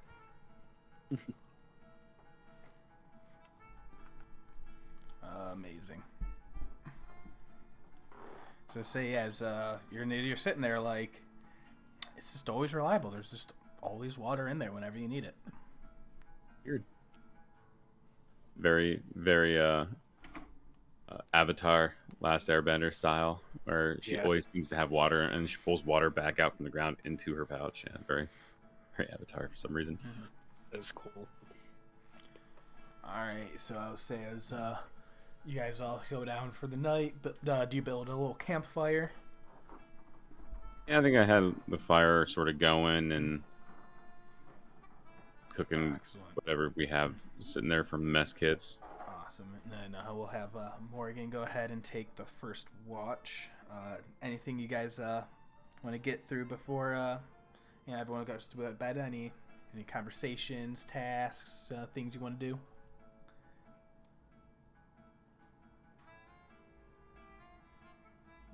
I think Saren's gonna like kind of bother himself by like attempting to construct some kind of goggle out of stuff that he has, and just doesn't have anything that would be useful for that. So it's just like trying to cobble stuff together with stuff in his pack. Seeing that, Mm-hmm. Fizz gonna like come up and he's like, I have an idea. I don't know if it's gonna work, but I have this little thing I can do. And he like touches your head, and and a spectral globe goes around your head, and you feel like fresh air pouring into, like as you breathe, it's fresh, clean air. As he casts air bubble on you, he's like, I don't know if this will actually work. If it does that, I don't think, but I'm gonna at least give it a try. He goes, and you just need this fresh air. It's like, now he picks up a handful of sand and throws it at your head. What happens? No. The sand bounces off harmlessly, and for a first moment, you can clarity. Oh, now this is awesome. Yes, this will work great. How long does it last? If you want it again tomorrow, I have to do it before we go to bed. Should be. I don't think you have to do that. It's a duration 24 hours. I'm looking at Our here. spell, yeah. So if you want it again, the whole day, essentially before we go to bed. If you want it the following day, we'll have to cast it again. But right now, it's just a spectral globe. That's 24 hours, so essentially all day. Yeah. Come on. Great. No, not you. See it. I'm perfectly happy with this nice fresh air. You're welcome. I saw you having some problems during there, getting stuff in your eye. I wasn't sure how this would actually work. Used to use. I've seen the spell a couple times. We would on people who couldn't breathe, and they would go down into the ocean and put around. Maybe the same thing would happen with this, but I guess it worked. Nice. Well, at least it's keeping the sand out of my eyes. So, that's pretty good. The realizing that he now has an air bubble around his head while he tries to sleep. That he's decided that will make that more interesting, but probably fine. Probably fine. Probably fine. Wasn't sure how that was going to turn out. Okay. It's the end of the day. Time to play with your spell slots. Yeah. Now I know. Exactly. Now, Yeah. I can. You now have an air bubble around you. Amazing. Those for later on. Those for later on. Assuming we went back in the ocean, but anyway, not. All right. And Aljin will look back and see that Ludo is asleep and just. All right, and goes over and sort of,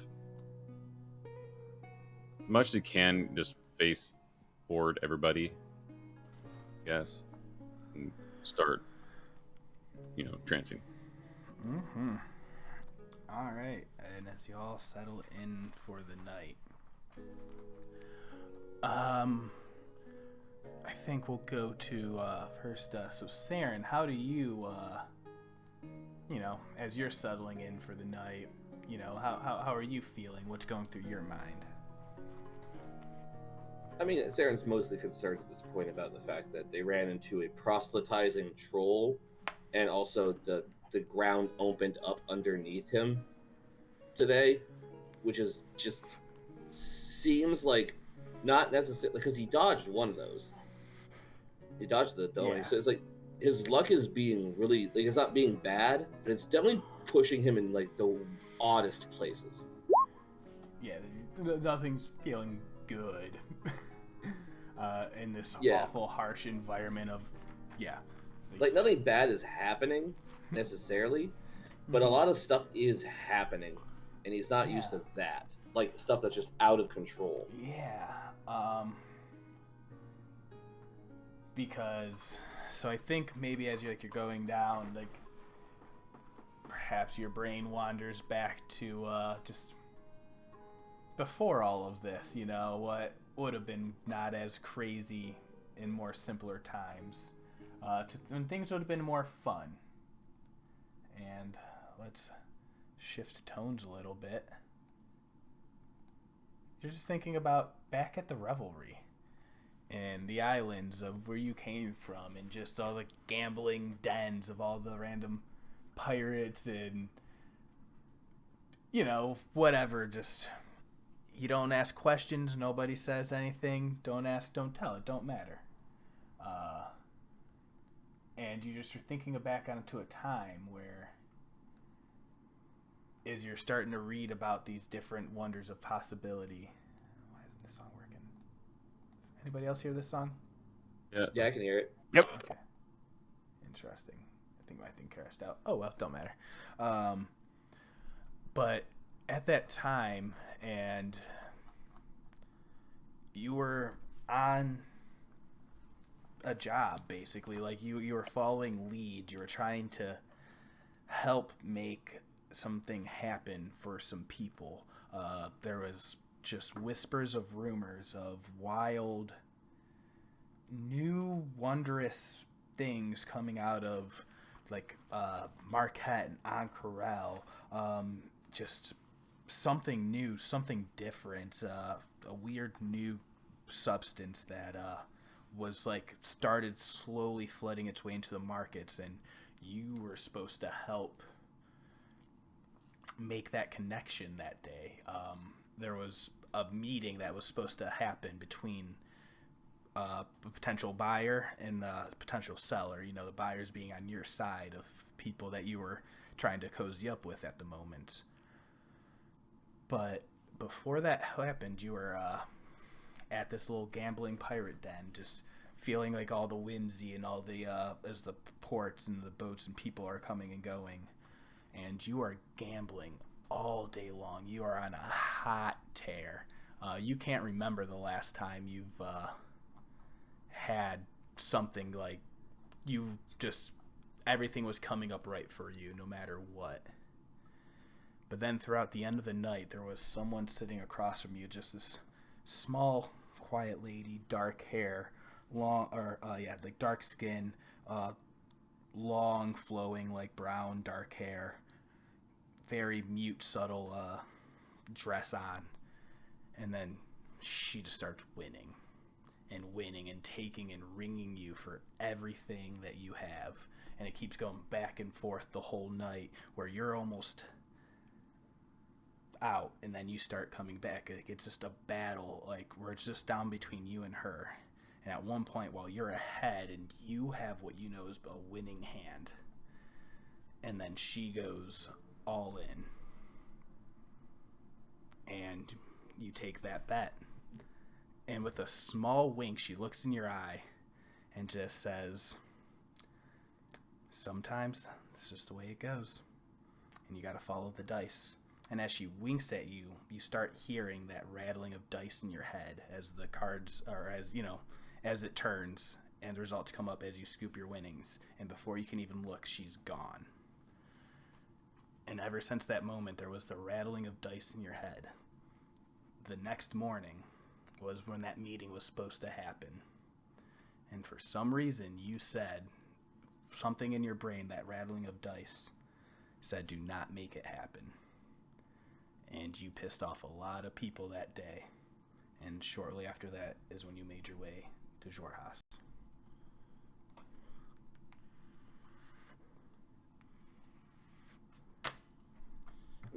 Memories. Mm-hmm. Sorry, I had to reset my Roll20. I had to do that all silent on my end, and I'm like, this feels weird. I don't like this. Is any sound playing right now? No. Okay. Alright, so now we will go back to, that's as you're just going to bed, just all of that, just, the things that brought you here. And let's just go back to how the song gets started on. And does anyone have anything else at the moment before laying down?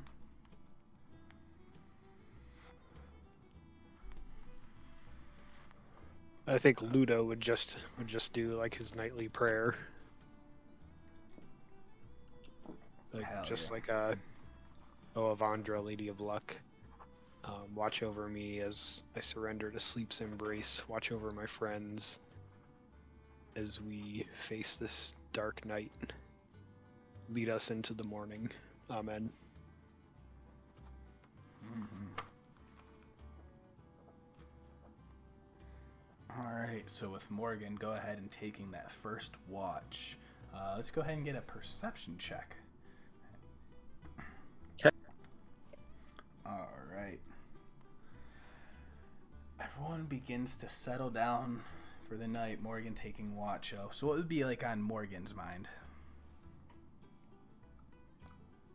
She would definitely kind of have her tome out at this point, and like I said, just kind of thinking about that vision she had from the previous night about, you said it was the Fortress of Memory? Yes. Yeah, and that druidic kind of tree she sort of like kind of helped cultivate, and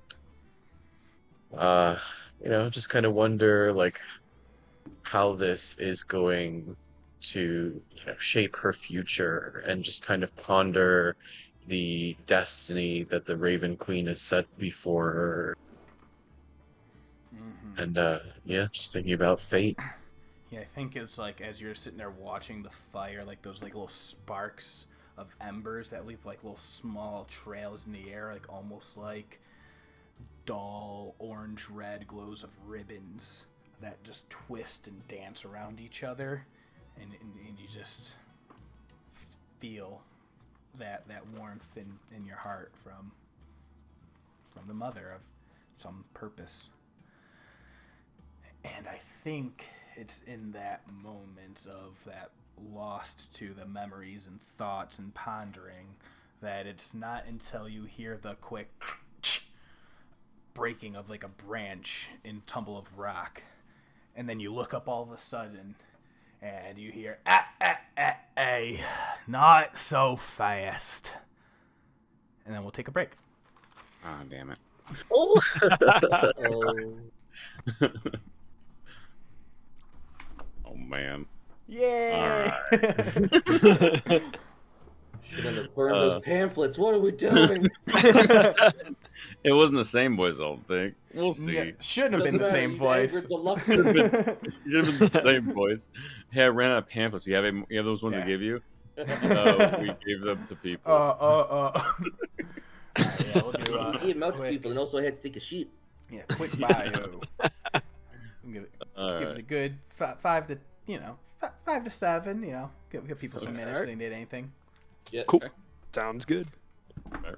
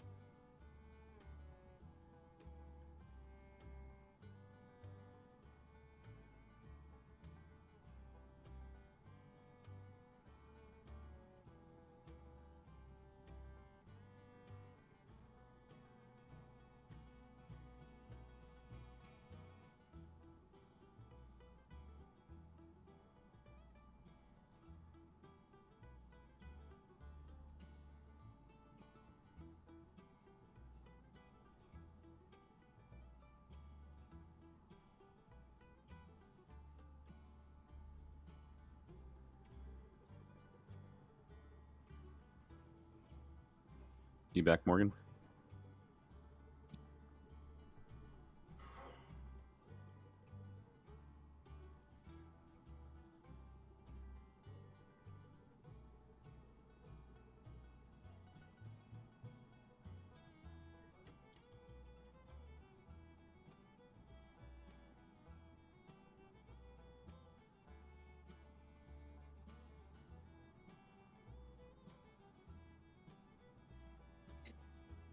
I'm back. All right. Funny, I was looking at the clock, like, it's probably about time we took a break. And in the story, I like didn't feel it during the narration until he's said that. And I was like, oh, crap. Ah, crap. Cliffhanger break. I know I was trying to hold out earlier, but I had to pee so bad. I felt like I was gonna pee my pants earlier. Oh, man. That is rough. It is, because I don't want to leave while you guys are doing things.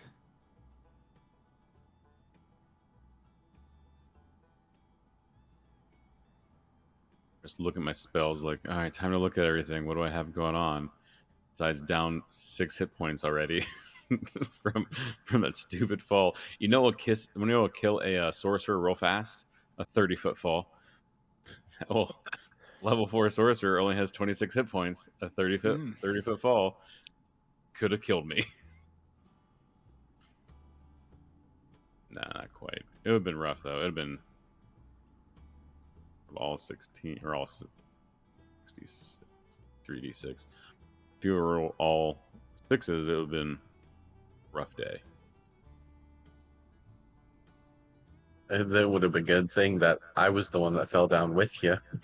Yeah. Another sorcerer. 2 sorcerers in a hole. D6, yeah. Only 11. I mean, if it would have been... If you rolled three 6s for 18, that would have been a bad day.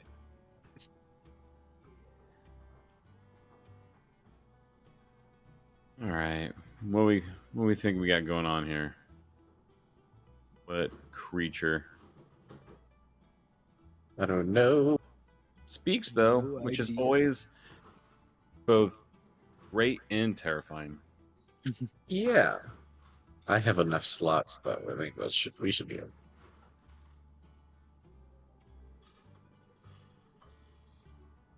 Hopefully, unless it's crazy. Which it could be That- crazy. I don't know. Maybe he's just looking for some tea. Maybe. Yeah. Offer him tea and hospitable. Maybe he wants to skin us and wear our skin as jacket. I mean, who wouldn't? Somewhere between wants tea and wants to murder us. It's also known as D&D. He wants to rebirth us.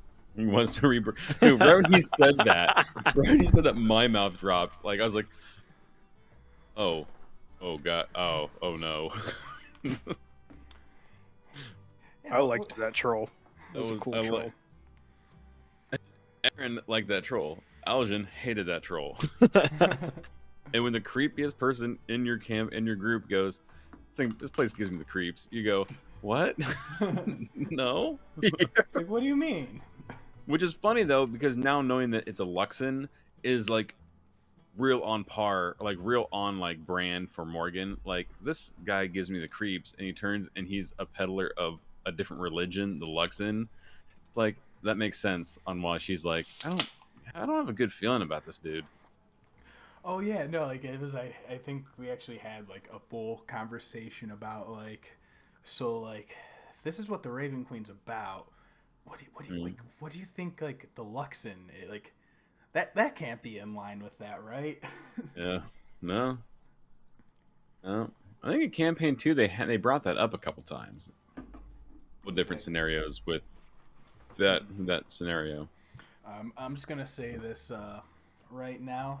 You know, while we're still getting into it, you guys have literally built the best possible characters for this module. Like, Not very really. specifically, all of your guys' like characters and stories are really, really cool for this. Cool, awesome. I mean, we meant to do that. Yeah, absolutely. Absolutely. 100%. guess we do have 3 characters that are pretty. No, 4. All 4 of us are pretty deep. Already have a religion to us. It's not like we have anybody who's like, nope, don't like the gods. We all have someone different. It's Campaign funny. 3. Campaign 3. Yeah, campaign 3 is boy, they do not enjoy the gods and the religion in that one, do they? But let's face it, campaign 2 was pretty much gods are after you, so they had to make a hard turn somewhere, and the hardest turn you could possibly do is don't like the gods. Coming from Vax and Caduceus to like fuck the boy. gods. Yeah, exactly. It's funny. But no, I love all of it. But yeah, so this pirate scene is a scene from Tepeku. They started doing like splash screens as like a separate Patreon thing. So That's you cool. can use those as more like, hey, it doesn't need to be a battle map, which speaking of, I can definitely get that battle grid overlay. Why would we need a battle map, Jack? I don't know. Why would we need one of those? This guy, we were just talking about that. He just wants some tea. Which Made from our bones. made from your skin and bones. which I need to look one thing up real quick. Look one thing up real quick. How fast can he kill you?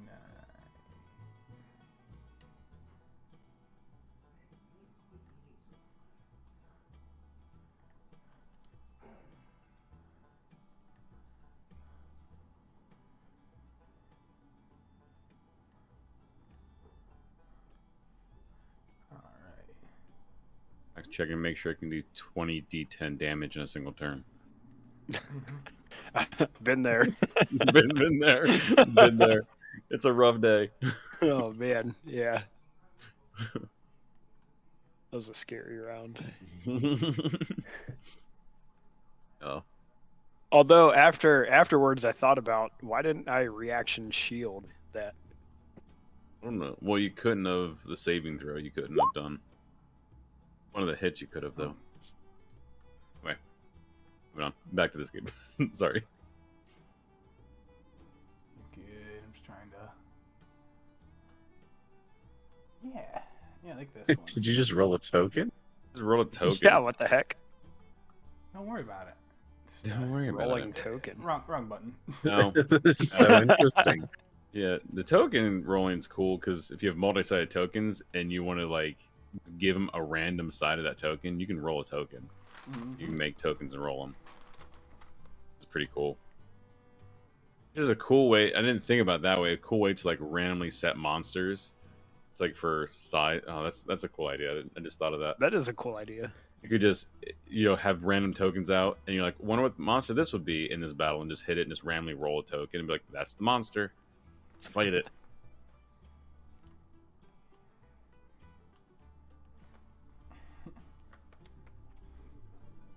Probably a good Swallows mission. Like chaos energy is in an area and monsters randomly change throughout the battle. It could change monsters. Alright, brainstorming there. Oh, I love that. And that was basically when I ran that random encounter based mission. I just had a table of a few different things that could fight all on the same map, and just just kept rolling to see what happened, and then somehow it actually made a good story. So somehow. It always does. Yeah, that was actually a really fun mission too. Yeah, I was very, very surprised. I was just like, oh wow, these rolls actually worked out really well. I love it. You're like, it was a good mission also. I'm real surprised. It was a good mission. I haven't played a Swallows mission in so long. And no, I haven't either. Well, Fridays are like my only. Fridays or Saturdays are like my only days I can play. They're usually eaten up by campaigns at this point. Yeah.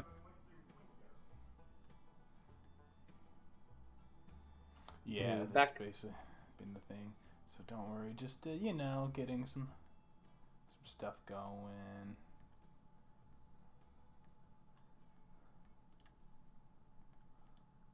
When everybody's at Penzik, Ray. Everybody's at Penzik. Find a couple people that can play and just play some swallow game on weekends. We can't have Oh yeah, that'd be actual cool. campaigns since everybody in the campaigns are probably going to Penzik. I do still have a couple of ideas that I just need to Yeah. make maps for.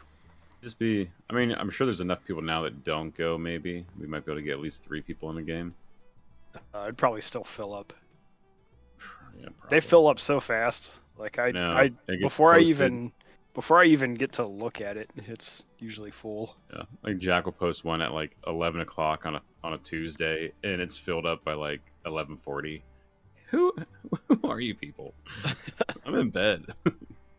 I wake up to all these posts of games that are already filled. Amazing. All right. So I think almost about ready. How's everyone feeling about everything so far, though? Great. This guy Feeling wants awesome. some tea. Morgan's gonna make some tea for him, and have a nice chat. Mm-hmm.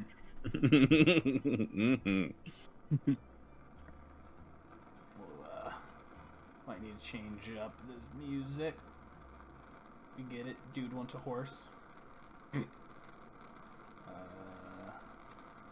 I guess the question is, what kind of rest happened during this time? But it sounds like not a rest. I guess it would have been like only a couple hours into the night.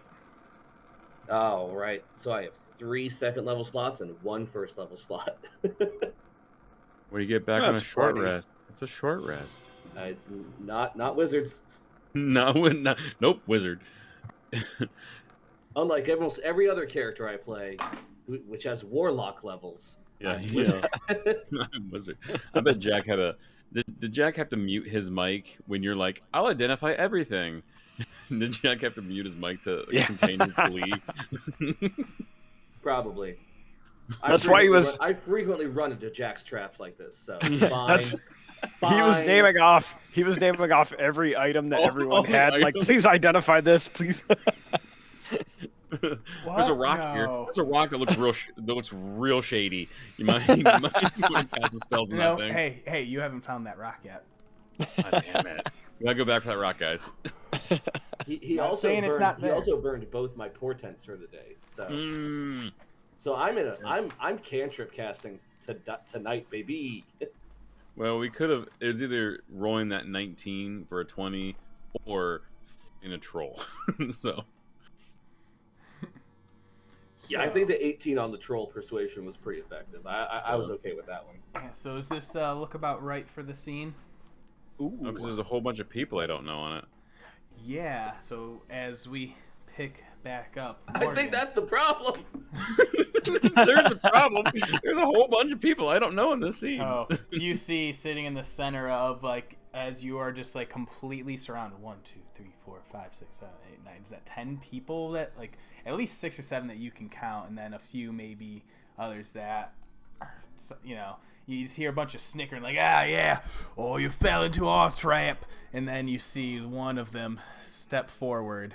Let's do a shift Z. No, not the horse. I don't care about the horse. This guy. Of course. I love that. Matt Mercer, what are you doing? A horse walks You see up and a starts talking to you. human. Yeah, see a human, grizzled, gray beard, long silver, slick back hair, piecemeal chain armor, and then just like various sorts of like swords and daggers. Like you can count at least 6 different daggers and like blade sheaths like all around him, and he's just like, "Well, boys, looks like we got another set of people here that need to pay their taxes for traveling this here road, eh? For the road and infrastructure." And he kind of winks and nods over at the other guy next to him who's like sitting there holding a crossbow pointing right at you. And as you like look around, like in this small little spot you guys camped up in, yeah, you see there's a good number of them. And I will say, yeah, like, who has a passive perception over 15? Morgan does. All right, but any of the sleepers? No. Because when you're sleeping, it's like a -5 at least to that when you're sleeping. So there hasn't been too many sudden 6. loud noises yet. So yeah, they got you. Seem to be surrounded, Morgan. Quick question: was that considered a short rest for Saeryn? If you wake up, we'll consider it a short. Well, when you wake up, we'll consider it a short. Okay, rest. so I'm still asleep then. Okay. Yeah. Mm. Yeah, everyone right now is still asleep. And yeah, they pretty much he's scoots himself and his horse a little bit forwards, just like, so what do you say? Not a little safe place to be camping up here all by your lonesomes. And he looks around and sees just like the four of you in your packing gear. And he says, I'd hate for anything nasty to happen while you seem to be the only one on watch here. I'd kind of look over at him and say, I don't think you understand. It's not a safe place being around me. Oh? Mm-hmm. Is that an This intimidation is intended check? to be an intimidation. Yeah. Let's do it. Damn. It's a noble effort. And then he looks over at this like big hulking figure man who steps up and starts laughing, and he's just like, now who does this daft think she is? Trying to intimidate us, your little old lady. What can you do? I suggest, now don't try and wake up your companions. Just hand over, let's call it 30 gold for the troubles. I am immediately going to try and wake Ludo out. Alright, so as you make that swift action, I think we're gonna need to roll into initiative. So 1 second, because they're waiting for any sudden movement. So you definitely go ahead and you shake Ludo awake. But just for the sake of it, we'll get into turn by turn as soon as I can find the thing to pop it up and clear the order. All right, now we'll pop it up.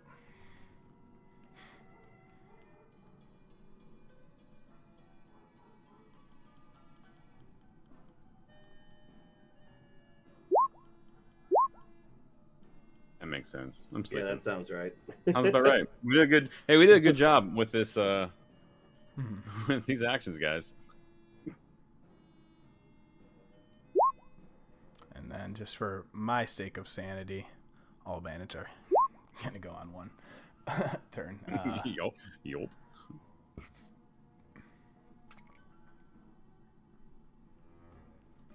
Alright, so you gotta start shaking Ludo awake, and this first one to act will kind of run up. It's like, hey, no sudden movements there.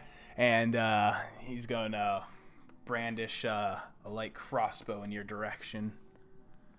And as you shake Ludo awake, he's like pretty much like kind of waiting up for like, you know, it hasn't been an aggressive action yet. But Morgan, you shake Ludo awake, you see his eyes open, which I love how the numbers just kind of perfectly worked out. Yeah.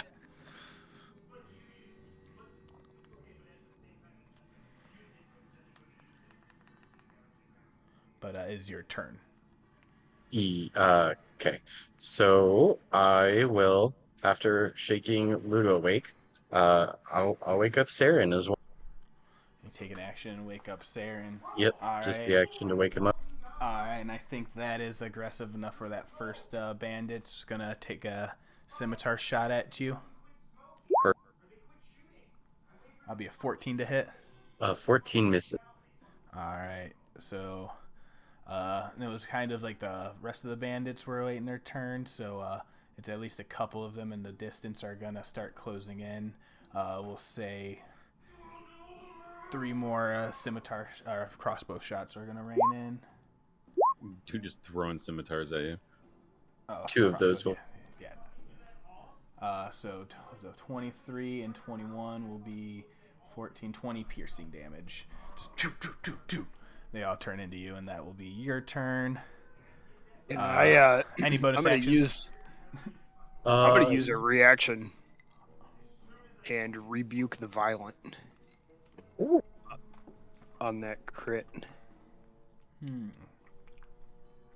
Because because it's like basically that moment you started getting shaken awake, and then you hear and then poof poof poof, crossbows start firing. Yeah, so the attacker needs to make a wisdom saving throw. It's only a DC 12, but on failure, the attacker takes radiant damage equal to the damage it dealt. All right, you know what? And I do have a bonus action as well. I'll allow it. I'll allow it because you're not technically surprised since you were already being like the process of woken up before that. So we'll say 16 wisdom save. Do they take half damage?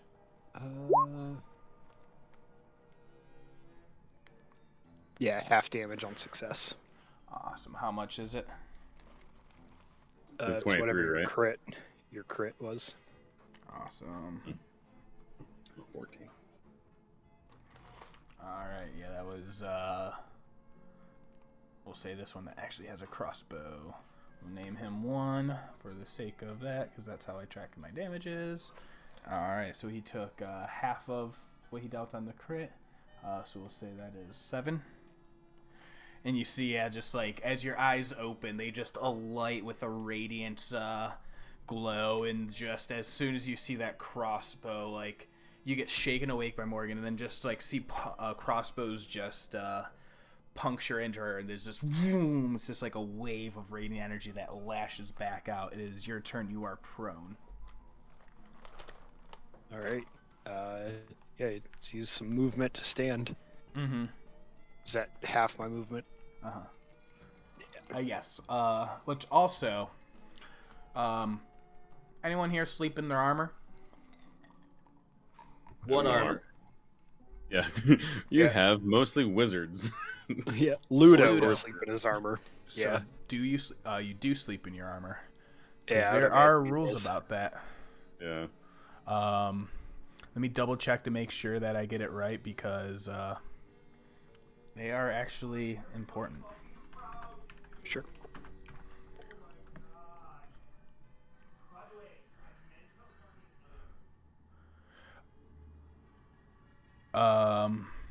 It's in Xanathar's. Okay, cool. Sorry, I should have thought about this sooner, but I'm like, wait a minute. Because I forgot ambushes matter in A certain level. campaigns. Yeah. Heck yeah.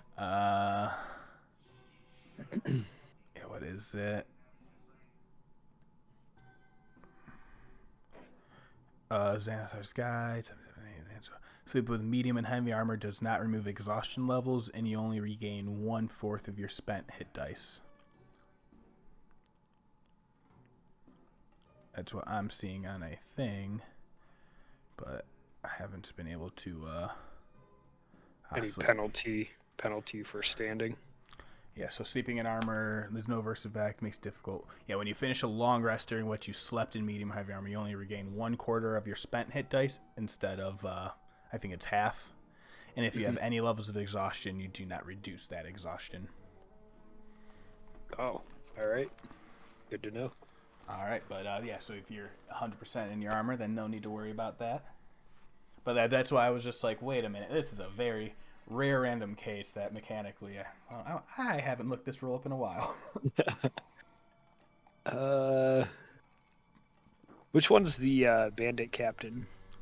The one on this black horseback, and you see this is only like a small ridge wall, like probably only a couple foot high. So you guys see there's like a clutch of like all of them had like horses with them. I think Ludo is going to just cast Bless on all 3 of his party mates. Awesome. Go ahead and mark that concentration. And also, this music, I don't think it's cutting it anymore. What do you guys think? I think it's a little more. There's music? More dire. Yeah, I don't hear it. There we go. Yeah, I have to...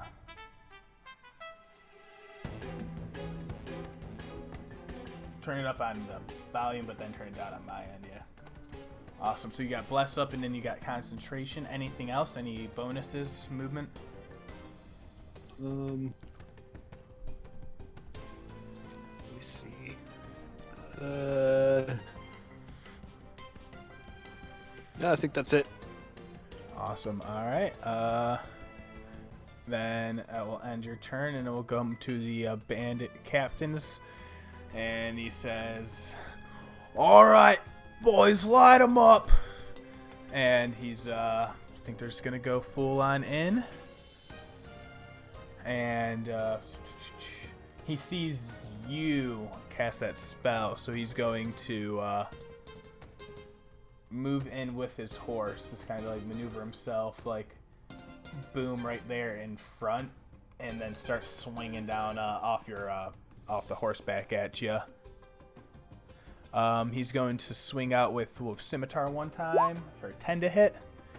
Misses. And then he's all right, guess this guy's really fun. I just want to make sure I get this one right.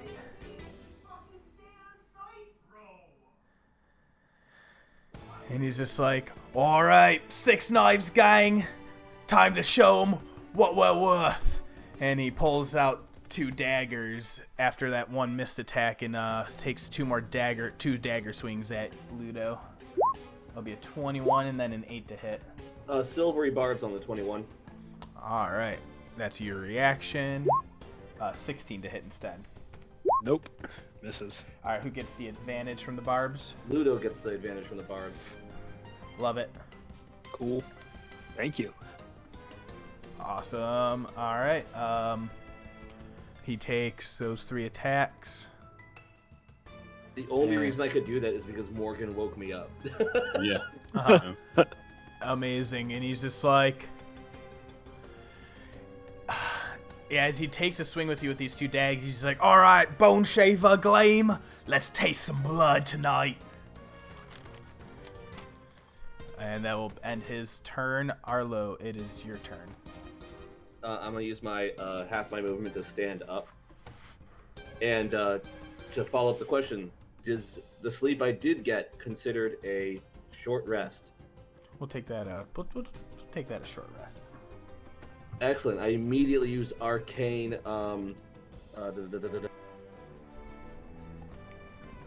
Arcane Recovery to get 2 of my first level spell slots back.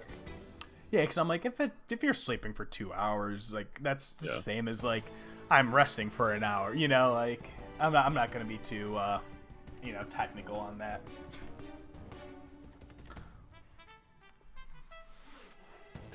But yeah, you use Arcane Recovery. Is that an action or that just happens? That's right? just on a short rest I do it. Perfect. Or I can choose to do it once per long rest. So why not? The question, of course, is now: do I use Mage Armor or do I do damage? I'm squishy. I'm gonna Mage Armor up. Mage Armor. All right, you hear some casting. All right, you do the cast, and boom, you start glowing. Anything else? Don't really have a bonus action, so I think I'll move. All right. So everyone have control of themselves. Perfect. Yeah, you I'll head just back a little slightly bit. away from the fire. Smart. All right, I'll end your turn. Finian. Assume, I mean, dude So there's been a lot of noise. screamed a couple times. Yeah, and, exactly. Mage Armor is a verbal component, so I'll scream that. You know, Yeah. a couple spells been cast. Confused, I wake. What? Well, I was just gonna say because it is since it is like perception is like technically like a -5. Let's give a quick perception roll. We'll give that with a -5 just to see how fast the awake time is basically. Not like, great. So no, 13 is above the DC that was needed of basically like, if it was like a really bad roll, that was basically the equivalent of, when you're sleepy and you're fucking exhausted and someone tries waking up and you're like, no, not 5 minutes. No, but 5 then you minutes. wake up like 6 seconds later, like that would have been if your turn was waking up or But I think you scramble up enough, and you have a very blurry sense of panic and chaos. Like your eyes, like how much can you take in 6 seconds? Yeah, I think when Ludo cast his bless, he anybody within range, his teammates within range, with that holy water, he would like splash it on them. So Yeah. Get up! Yeah. Yeah, no, He just perfect. Like, screams, all "Get that up." is happening, yeah, very fast. So you're awake, So, yep. a little bit, rub the boogers out of your eyes, but like, So he we'll wakes up. say, mechanically, you can take a turn. It's just things are a little hazy. Spends like it's like what's going on, guys? And stands up 50 feet of movement and 5, 10. Gets to this point and starts seeing everybody's like, and it's like, well, why does on watch? Trying to remember what to do as he's vamping to figure out what he wants to do, and he casts Iron's ice. Iron's binding ice in a 30-foot cone, which, because it's like the best way to get a cone in there, and like looking like 30 feet without getting my buds would be like that.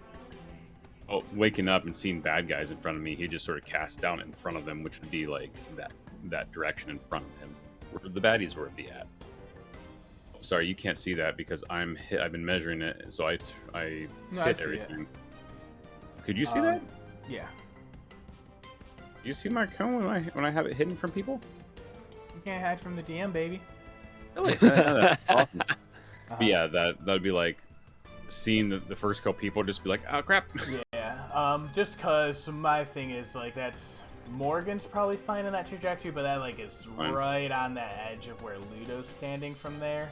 So Fine. it's like you could try and do it as a straight line down from your at, so you wouldn't be able to get the one on this side, or Well, you'd have to angle it a little bit wider and potentially cast Ludo in it.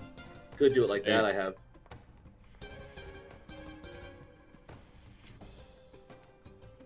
Yeah.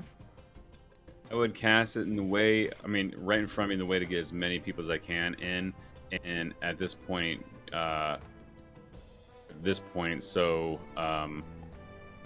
use meta magic to knowing Ludo's close to careful him. Okay. And make sure I have, like, my friends, like, because waking up, you're just like, oh no, cast a big spell, buddy's there. So that just was like my main, like since you Yeah. are still waking up, it's really hard to get that precise so- an angle.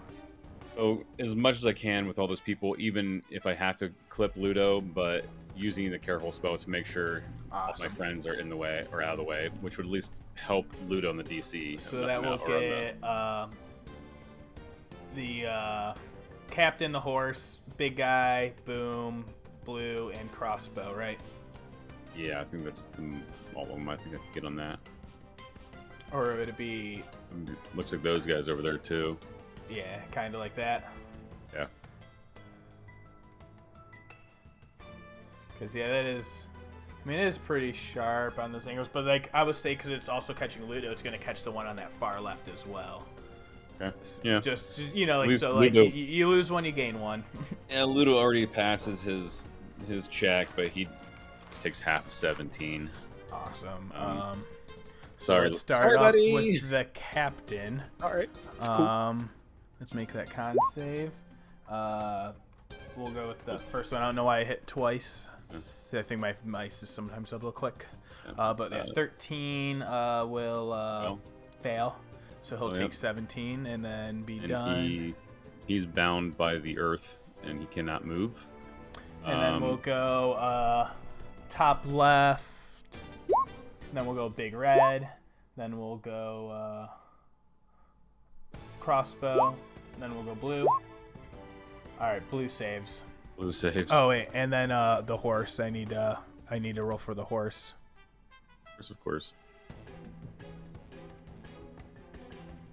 Now he's pulling stats for a horse. No horse passes. The horse is the only Horse one and the bandit. one blue guy, yeah.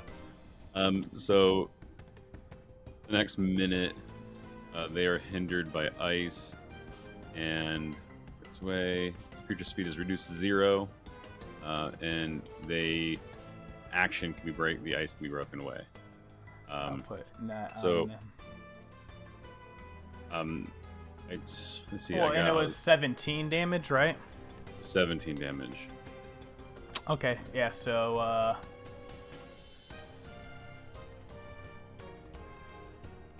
yeah, they're not netted. They're dead. Oh, Nice. um, So since Okay. Ludo took damage, I have to do a con check for Yes. yeah, sorry, buddy. that. It's cool. Oh, okay. It's alright. Took half of, no, is 10 is the minimum. Uh-huh. As my bonus action, I can do the one thing I have for bonus actions, and that's my ability to Tempest magic, so I can, as a bonus action, after I cast a spell or before I cast a spell, move 5 feet without provoking opportunity attacks. Just back Isn't to it here, 10 feet? and then 10 feet. I'm I gonna look. thought It is 10 feet here, and then use my last 5 foot of movement to get here. That's my movement. Just big spell and get out.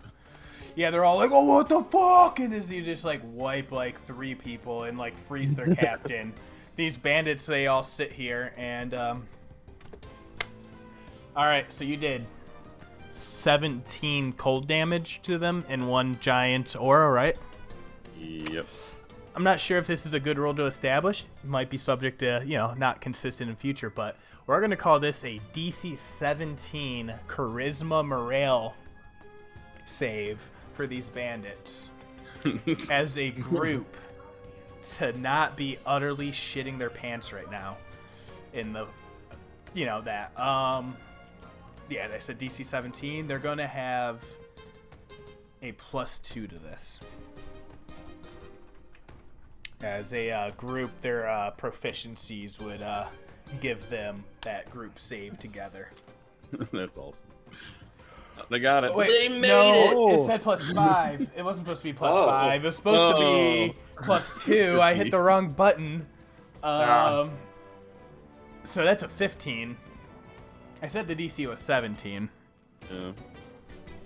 So what happens is they're just like, you iced Noah. He's dead. Get the fuck out of here, boys. And then just like the ones in the back just fucking full action 5, 10, 15, 20. 5, 10, 15, 20. Like they just Scream. dash out, just like, oh my fucking god. This one goes and jumps on the horse. And then, So yeah. Yo, These leave three horses.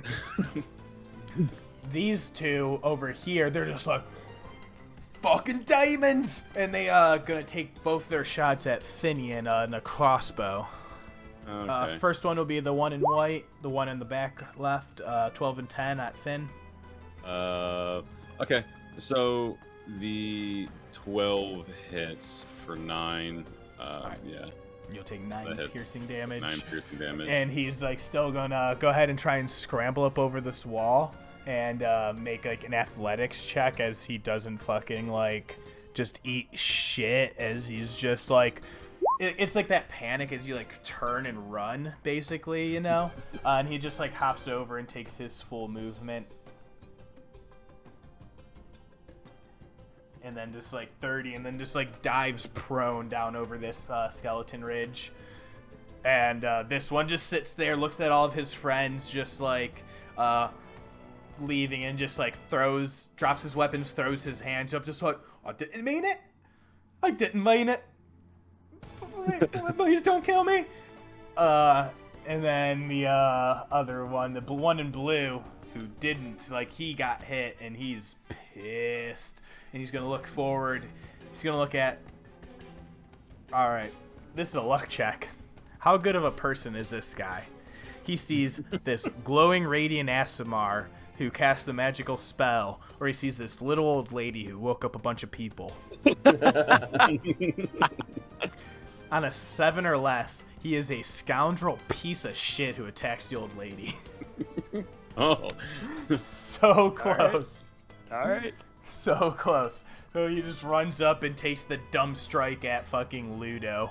Like, tries to, like, duck under this horse and, like, just, And 17 to hit. Misses. It just bounces off his shield. Yeah, and then he like ends up like right like on this side as he charges through, as this like horse starts like backing itself up with the frozen guy on its top. Will be the bandit's turn. So Morgan will slowly walk up to the guy. Like, she knows she can take He's her just time. frozen. He's just like, oh, fuck. I told you, it was dangerous to be around me. And I will cast a second level inflict wounds. Oh boy. Oh no, an 11. Oh no. So wait, what does Rhymes? Does it just make his movement 0? Is he like paralyzed? Like any mechanical? I think it's just he is. Let me double check. Oh no, that wasn't it. Okay, it was this one. This is what I wanted. Tenured. So it's just 0. Everybody's in his his So, speed yeah, is no, just reduced nothing. to 0. Yeah. No. That's Mm-hmm. Yeah, exactly. Should have given you the advantage. But Mm-hmm. Yeah, so as you go to like rush in, it's like the horse that's not like frozen beneath him just like whinnies up like uneasy by just your approach, you know? And then as you reach out, it like pulls away, and it like as he's just like rigid, stiff, his hand gripped in the reins on the black war horse, is just like bobbling around on top of it. Anything else? that'll. All right, Ludo. Alright, Ludo's going to... he's going to... Where'd that go? He's going to Radiant Soul. Actually, never mind, because that would be my action. I'm going to stab at one of these bastards. Okay. Let's take a stab at this guy who tried to swing at me, and I still have that advantage. Oof. Okay. So I'm swinging that spear at him. Oh, okay, the Vandra Spear. Gotcha. Yeah, we'll go with that 23 that hits. For 5 damage. Alright. Oh yeah, 'cause you're doing one-handed spear, yep. Yeah. And then I'll bonus action. One sec. Bonus action polearm master. Okay. An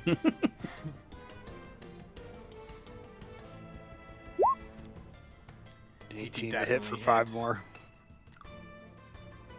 Yeah, he is dropped and down and just like that like woozy like wobbling, just like about to topple over, like on the fucking brink of just being done. Just like you just see a small, like as you like whip him across with that back end, you hear a small toot and just like a small trickle down the front side, and he just starts weeping. I'm gonna throw a smite on that last attack. Oh, okay. How do I do that? I forget. You just say smite, and then you add 2d8 damage onto that attack. All right. And then burn a first level spell slot. Yeah. Yeah, I mean, it's double ones, he was dead. I just And you finish him off. just, yeah, with a radiant, it just leaves like a glowing trail in the air as just like that back end, and it just connects with like a resounding boom, and he just drops. Anything else? I think that's So it. action bonus, no moves. Post-track No, I'm gonna is stay here. frozen, because none of his fucking teammates thought to actually unfreeze him, because they all ran because they're cowards. That's literally built into them. And he just like, okay, we can make a deal. And he looks back and he's just like, fucking useless fucking cunts. You can, how about this? You need any horses? Yeah. Oh, Yeah, we do. I seem to found an excess of horses. How's about we all forget this ever happened? And he just gives you the most, like, weaselly, fucking shitty, like, please grin ever. So you can attack more innocent passersby. And he looks around. Those days, all behind me, I swear. I'm gonna insight check him. Go ahead, make an insight check. I believe him. Oh, okay. I swear. And then he, like, catches and glances, like, that, like, Avandra. Like, I swear on the gods, I do. Blaze. And he, like, tries to, like, raise his hands, and they're all frozen up. Saeryn, 20 insight. Hey, you guys, I think He that's needs this to be true. enough death for the night. You know, a person making promises in a desperate situation. Uh-huh. And that's Saren's insight. Ludo, yeah. Yeah, Ludo's just like, oh yeah. He's done being a bandit. Mm-hmm. Yeah, Morgen, just as well. Like, you're not like, like the tone of it, like what you read from his body, and like it's that panic, like just please, oh my god, I fucked up. But also like, there is genuine, like, oh, this isn't smart. Like you know, there's like that momentary reflection as things are going bad of just like, what the fuck am I doing? You know. Yeah, but, you know, those those things take, you know, those moments take a while to sink in for individuals you know from your time. But he's not lying, but he's also not, you know, like, yeah, he's not truly fully seen a repentance of his ways just because he got bested this one time.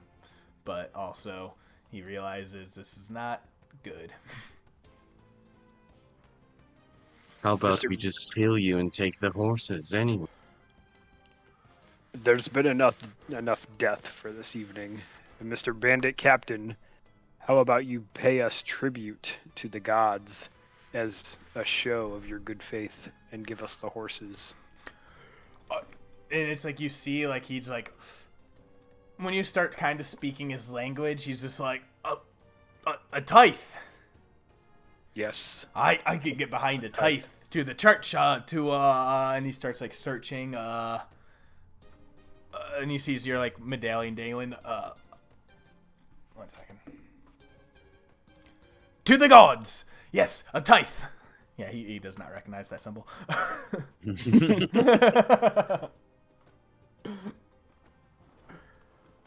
I mean, we found a bunch of short sacks earlier on the day. We managed to get 50 out of that group. That one fool actually thought that we were actually for the infrastructure. We got 50 gold pieces out of them. It's all yours, I swear. Just 50? You see with those insights, he's holding back a little.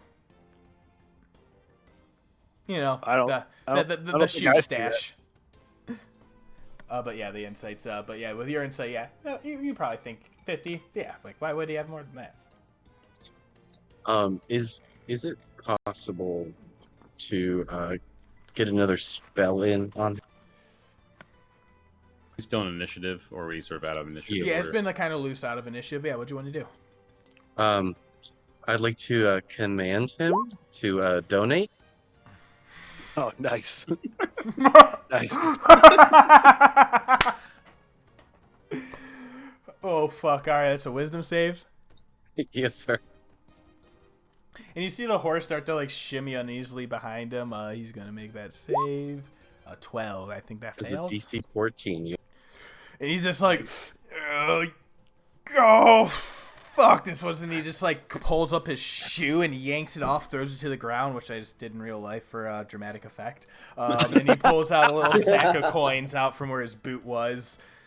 It's like, you can't leave a man with just a little bit of fucking coin safe. Yeah. All right. And I think, how long does that binding ice last? About a minute?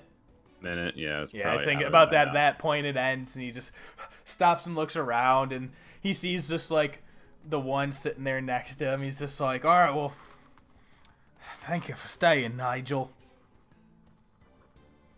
And this like human with like just fucking wild mane of like that like orange red brunette style hair, you know, just like that burnt orange, but it's like dirty with just like travel, and he just has, you know, just like scraggy fucking patches of facial hair, scars all over, bits of leather armor. He's just like,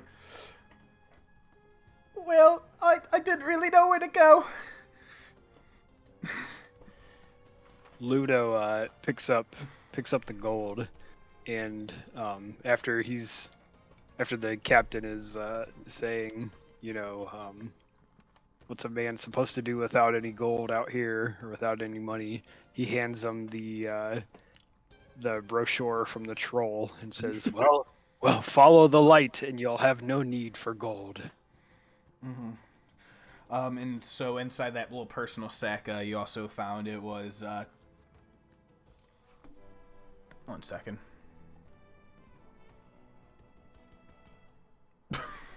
One platinum.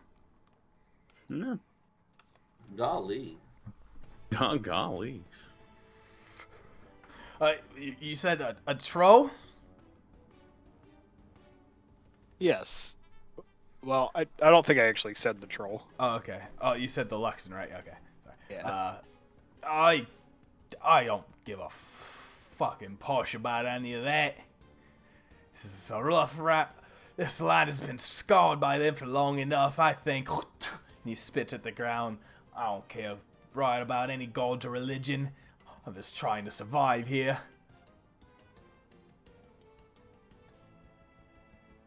Well, maybe you should find another way. This doesn't appear to be working out so well for you. And Ludo looks down at the corpses and your friends. Oh, not really friends. Half of the lot ran away. But yeah, I get you meaning. I see what you're saying. Arlo's unhappy. You know, when you Saeryn's grow unhappy up about all being alone. He's You know, doing your- firebolts. your just mother's kind a of at drunk. the 120 people running away. Yeah. And then he just starts like sob songs like, when you grow up alone on the streets and your mother's a drunk and you get chased out of the empire after filling in with the wrong people, what else are you supposed to do? You head across the mountains. No one really welcomes you because you're human. You're part of the, you know, not the beast and the drow. There's no place for me in this world. There's a place for everyone in this world, according to Avandra. Vandra? What kind of daft bit name is that? Ludo's eyes start to light up. You shall Hey. respect Avandra. Oh, you're All one right. of those types. I think if you don't want to die, you might just want to take your last 2 buddies and leave some horses. I think we're done here. Why did this start anyway? Was he trying to steal or murder from us? I think that's the right A order. bit of both, actually. Oh, okay. Yeah. I mean, I think you just want to stay with your head and everything still in you and not frozen again. I think the best bet is just our ways, and if we see you again, I'll have to. Well, one of us will have to probably kill you. So, it'd be great if you just go away. I'm tired. I'm hurt. I'll say this. This is the last time you heard of Post-Rack the Six Knives. Ain't that right, Nigel? He's lucky I didn't have to introduce you to the rest of them. Alright, let's go. And he turns around and starts making his way and Nigel runs on over to his horse and scampers up, and they both start running away if you let them. It took all of me not to throw something at him when he said that. But I was about to expand the fire over top of him. are we letting these guys go? Yeah, I would say that you guys have a moment as they start running away. Hey. Well, you know, how many people does it take to deliver a message?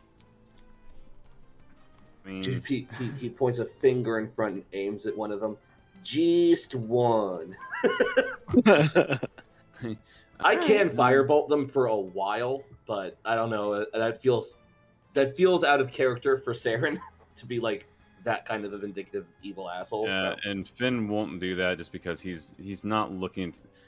Killing them was more of like, oh shit, panic than anything else. So he wouldn't just pop shot them until they died.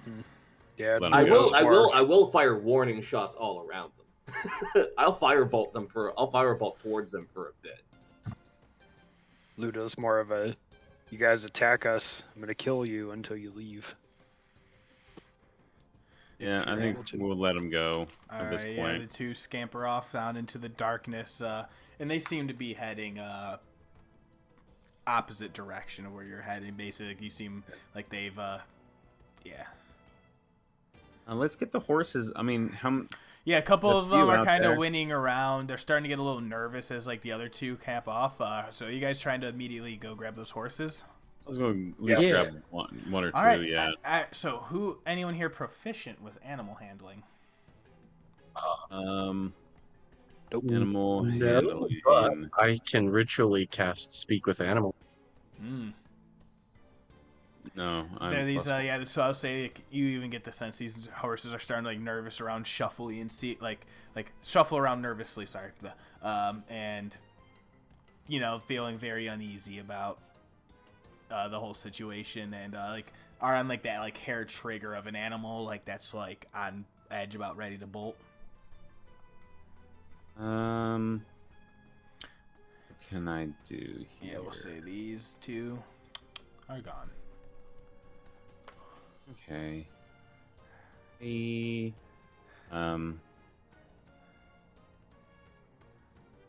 One creature. I cast Friends on one of them.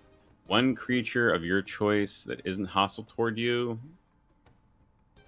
When the spell ends, I know, but at least I have some Wait, what does this spell do? advantage. It's just Friends. It's a cantrip, Friends. For duration, you have advantage on charisma checks directed at one creature of your choice that isn't hostile toward you. It's a horse. Yeah, so I'm like, I don't know how much charisma. It would be like trying to calm it down, trying to get it to like. Well, because like anything of that would fall in that category would go into animal handling at that Yeah, point. that's true. Unfortunately. So yeah, but like how is there like Critiical anything Role. you guys want to immediately try and do to pacify these creatures, or do you just start like rolling up and approach them? Does anybody have any grain? Weirdly, or any? Look, I'm gonna look around. Is there any grass in the desert? I got some meal rations. That's true. There's probably bread in there. I don't know how bread's. Let's try that. Pull a meal ration. Yeah, Pull out like definitely like won't be. some bread. Yeah, won't be Oh, much a stickler of like every item counts. Yeah, if you guys Yeah. are traveling. You, Just you like- guys did load up on food and stuff like that as you came out. So like, yeah, if you guys like, you got some like oatmeals and like other sort of like rations and bread. Yeah, like whatever you think you would have for food travel, 100%. Save this one juicy apple. I only bought one. They're very expensive. No, So, I'm kidding. so I think with if two people, since no one has proficiency in animal handling, if two people kind of work together offering them this food, we can allow one animal handling check, just a straight roll from whoever wants to helm. I have a +1 in animal handling. Morgan, you're up. Unless you can, yeah, you're up. So I think it's in those immediate moments, yeah. So go ahead and give animal handling, Morgan. There it is, 23. Yes. Yes! There it is. So normally you're like, for some reason humans are very uneasy around you. Sometimes animals get a weird sense, but you know how like language and like approach and like especially on that like primal instinctual level with your time, like, you know, you've handled all sorts of creatures and things with like your healing capabilities before, and with this little bit of feed you go up and the horse is a little bit uneasy, but as you produce the little bit of food for them, they all kind of start to swarm around you, and it allows you the moment for those 10 minutes to, as you're doing that, to ritually cast the Speak with Animals out of your book. Oh, what up? Well, 1 second, y'all. This is his dwarf kitty. Oh, sorry. It's got like stuff recording, but sorry. There's no way I was going to roll a 19 on that. With +1. Nope. Yeah, sorry. Got an old friend that's randomly in, so I want to say hi to them real fast. You guys Sure. actually mind taking a quick little fiver? Sorry to interrupt into that moment. No, All not good. yeah, No, not at like all. I'm like I want to go say hi to this person, but also Yeah, microphone. absolutely. Hey, by the way, I added that the gold and platinum to my inventory, Mhm. Okay. so I can hang on to it if you guys are cool with that. Yeah, no, this was take a few minutes. Yeah. Appreciate y'all. We start Cool. seeing you throw platinum at every church you go to. We're gonna start. Yeah. Well, a tithe is only 10%, right? Yeah, 10%. Yep, that is true. But a 10% at every church you see is bad. But only a church to Avandra. Oh, okay, that's a little better. You're not gonna find any of those out here. Yeah. All right, I'm gonna take a break too. Then Yeah, I'm gonna use the be restroom. right back.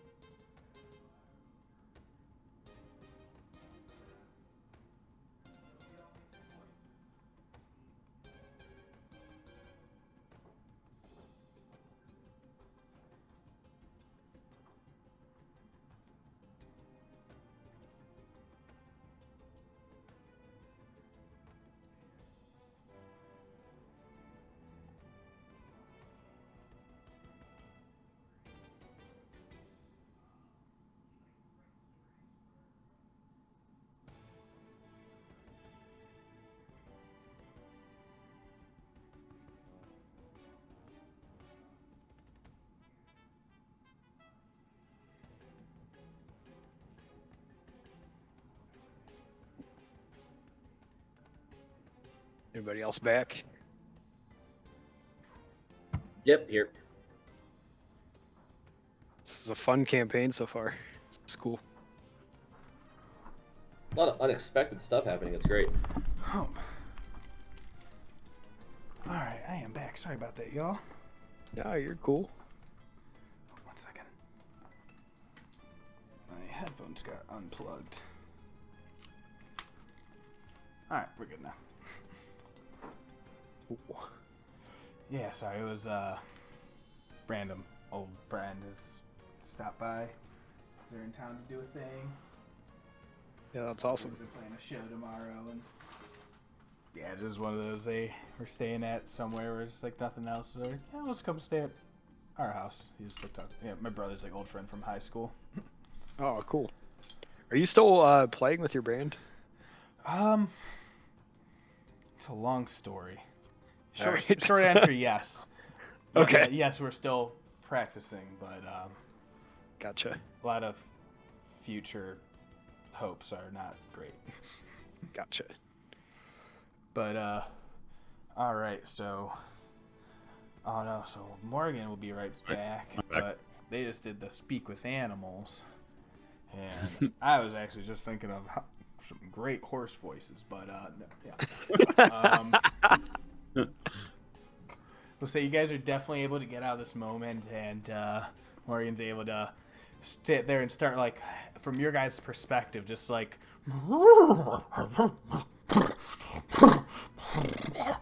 and then just like somehow the horses just are totally fine and cool and immediately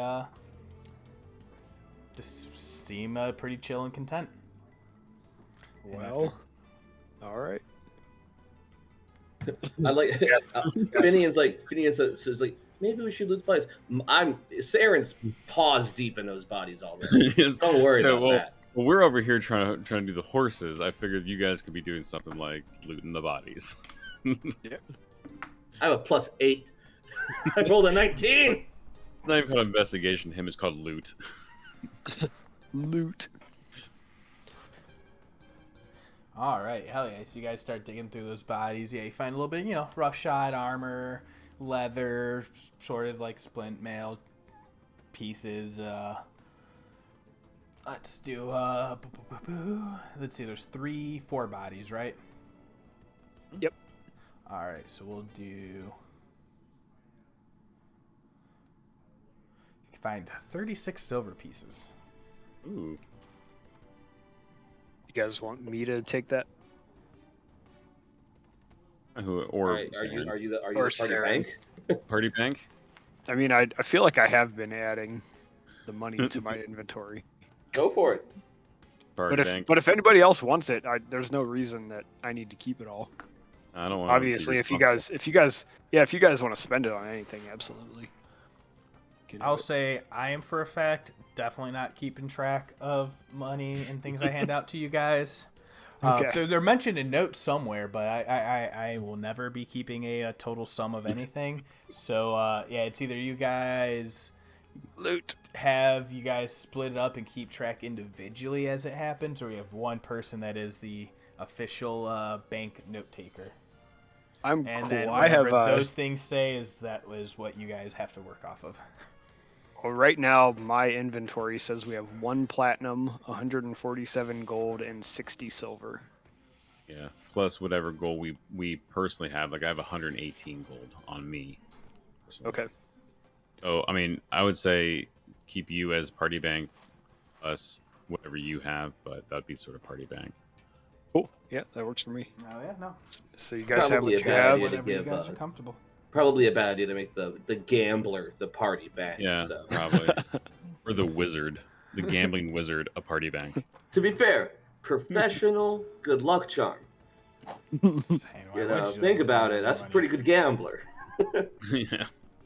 So he says. Mm-hmm. Hey, he bet on us, right? Yeah. Well. All right. Well, we have Must be some one of horses. these. How many horses did we actually wrangle on this? Probably one for each of you, Or okay. and then any others would probably have scooted off by the end. Like. All right. Cool. So you all each have a riding horse as a mount. Nice. All right, important questions. What does everybody's horse look like? Mine's the white one. Just a white horse. That makes. I think Morgen makes total called sense. the black one. And Morgen, yeah, obviously it'd be Morgen, the one with, yeah, The edgiest looking one. the edgiest one, yeah, It has an emo-over mane. yeah, over one eye. Sarah's gonna take one of the ones that has a blanket on it because he likes to be comfortable. Yeah, There I you think go. the spotted one that looks like a cow would be opinion because he's like I don't know, land mammal. I'll take this one. Love it. Sitting there with all the spots on it. I love it. All right, so y'all each now apparently have a horse. Apparently, apparently have a horse. I will call you C. S-E-A. C. Horse. Haha. What? Seahorse. Is it funny? Seahorse. Yes. Oh, okay. Seahorse, not horsey. Not horsey. No. C. Seahorse. See the horse. Seahorse. I'm ready to go back to sleep. I love that we have horses now. Let's tie them up against. We tie them up against the big bone thing behind us or the rocks. I'm gonna go with not against the big bone thing, maybe. Yeah, bring him closer to the fire and tie him up on the rocks or something. Okay. Have Morgan help and get him as close to us, maybe in like a side corner where they're like a little blocked in, feeling safe. Mm-hmm. And just be like, all right, who wants to tie these guys up? I would tie them up slowly, methodically, tie them up to something. I mean, out of people in this group, I would say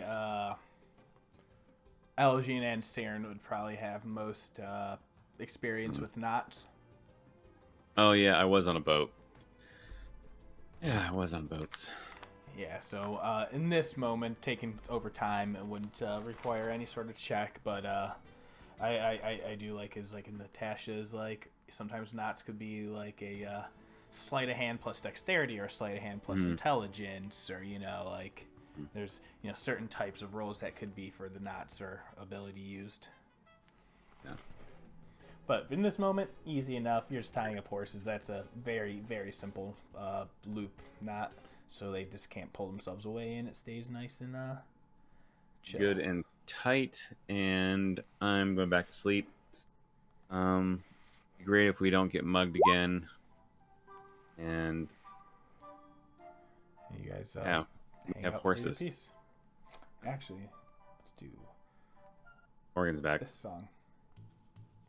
Awesome. So I was just saying, Morgan, was there any talking you wanted to do with those horses? It would just be like, sort of like light play with them. You're like, oh hey, how are you doing? Oh, you got any more food? Oh yeah, we've got a bit more. I if love food. Oh. If you decide that you would like to stay with us, we could make sure that we keep you guys fed.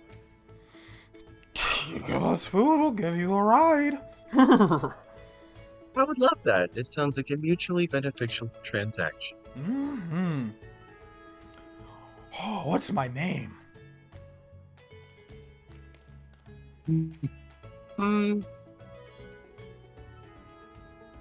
I'll have to think about it.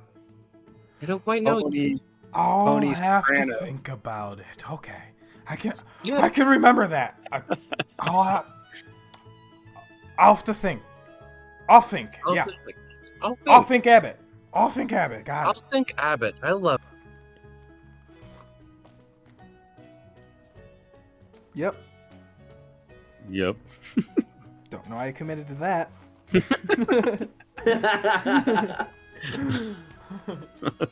Like Abbott. I mean, I like Pony Soprano. Pony Soprano. You can call yours Pony Soprano. Yeah. Is that Tony? Is that Ludo's? I don't know. I think Ludo needs Something more like divine. I don't know. Like, Did you name your horse? Morgan? What was your horse's name? My horse's name is. Oh. Oh Okay, wait, sorry, I'm still speaking horse. Oh. I'll think that. Oh. This is my horse. It's one of the brown spotted ones. He goes, it's seahorse. So. Seahorse. Seahorse. Yeah. I love. Mm-hmm. Everybody thinks it's funny. I don't. Okay. Just keeps tying up the horse. All right, I'm going back to sleep. It's been how long? A couple hours? Yeah. You still Okay. a few hours till good handful of hours till sunrise, probably. All right. How about in 2 more hours you wake me and I'll take second watch? How's that sound, Morgan? Can you for a little bit longer? Lovely, yes. All right. We don't have to kill any more people tonight. It's always a bummer. I don't mean to. Just scared. Happens. He's like trailing off as he goes back to his little corner. He's just like, I don't know. Just rolls back up into his formation and goes back into trance. Love it. Hell yeah. Yeah, you guys settle down, you put the horses down, you give them some names, and you all begin to settle in and try and finish out this rest. I'll say for the sake of whoever's like left out on watch, everything is more than aware, like really hard to get caught off guard twice in a row in one night, Now let's roll for it. Nope. Not even need to attempt it. No. For sake of at this moment, everyone is able to finish their long rest and wake up at the sunrise. But before we get into sunrise, while you go to sleep that night, Aljin. Ooh, it's my turn. Everyone has to get a turn. Everybody gets a turn. And you have memories of back in Veshra. Small island cities in, what was it? The Osmit Sea? Yeah, sorry. See, I'm Just brain- checking. Too many things, but when you were younger and growing up, and those memories of sitting in on lessons with your grandma and her just training and upbringing you and just trying to instill those lessons and responsibilities as Uvenda, her small, petite, wrinkled, sun-dried, tiny figure. And she's sitting there one day lecturing you about just ongoing about the most boring stuff. You must remember, grandchild, the balance of the elemental planes must remain in a continuous harmony. For they all act as a counterweight to each other in a perfect symmetrical shape and design. If any of those were to go out of influx, why, we don't know the catastrophes that could happen. That is our duty as the Ashari. And here, in the islands of Veshra, our duty is below the waves, where the kraken slumbers. That is our duty. That is your inheritance. Remember this, grandchild.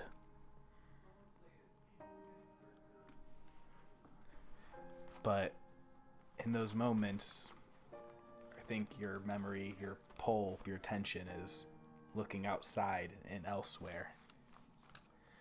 And then you think of other times, a few years forward, where you're hanging out with your best friend Yulan, this young, fit Triton boy with orange, yellow eyes, these finned ears, and medium-length dreadlocks. And you're all just diving and swimming in the waters, enjoying a day free, no responsibilities. You ditch classes. And then Yulan, he dares you. Hey, man, I bet you won't go as deep as you can. I can go deeper than you. See that cave down there? Let's go see what's down there. I mean, yeah. Okay, sure. That sounds like I'll fucking race you, bro. Let's go. Let's and go. you just fucking fins rippling through, which, you know, like, you both have kind of equal advantage. Yeah. But as you all go, that's probably the first time you went that deep, and you feel that pressure that builds as you are, like, just getting lost in that tangle of caverns, and, like, all the light disappears above you as you're just lost in that drifting ocean. And that's when you first probably felt and heard the Kraken's laugh.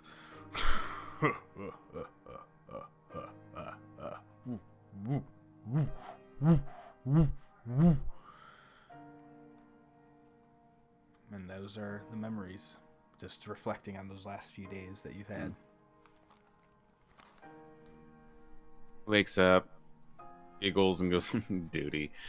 And Duty. looks around and see who's awake. Is over, feeds the horse, feeds C, and sort of just gets moving.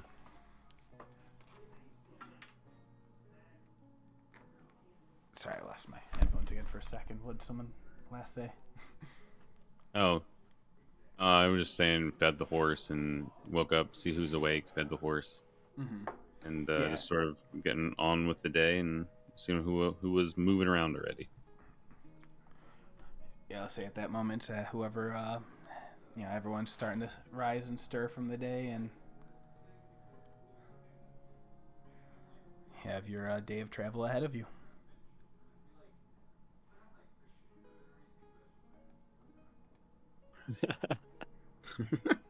All right, so now we have horses, everybody. Bulls. Guys, no, that doesn't seem right. We have horses now, so we can go a little quicker. I mean, might be able to catch the other group maybe today. Maybe this will cut down our time on travel. True. We can maybe even catch up to the other group. Yeah. Looks We were confused. blessed with such fine creatures. Isn't that right, Harmony? And he pats the white horse. That's a good name, Harmony. Yeah, everybody's name. I don't remember. Right. I remember maybe Horse Friday, Harmony, and oh yeah, all think. You want to do, Morgan? What do you think the plan would be? What's your vote? Well, I suppose a normal pace on horse is faster than a normal pace on land. Yeah. Fast pace with horses is faster than feet too. Yeah. Yeah. They go Yes. real fast. So you guys start making out and head out on the road. Try How to did catch up. do these horses look like well fed and healthy? I mean, they probably could be, a little bit more meat on their bones, but not horribly abused. Pretty much, I think any creature of burden in these harsh wastelands, like, could be better, but not the worst you've seen. All right. If we find a meadow in this terrible hellscape, then we'll stop and have them feed for a bit. But for now, whatever we have in rations and oat and meals, maybe keep them for a while. Sounds good to me. All right, let's Sounds like a let's plan. get going. Fast. Igler. Hell yeah. So you guys Start make fast your way. again. Yeah, and as you start making out and then heading on the trail in the morning, you know, the sun is kind of peeking through the clouds as they come overhead. But as you're heading out in this fast pace, it takes less than an hour or two as you're heading on the road, and you see once again those specks on the distance, the group of 5 silhouettes off in the distance on the road.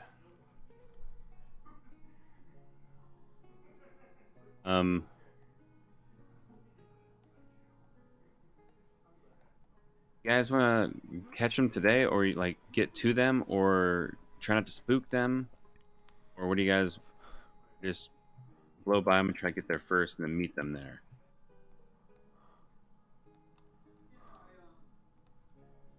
Blowing by them seems like the best way to make sure that they don't that they are not surprised when they come upon us.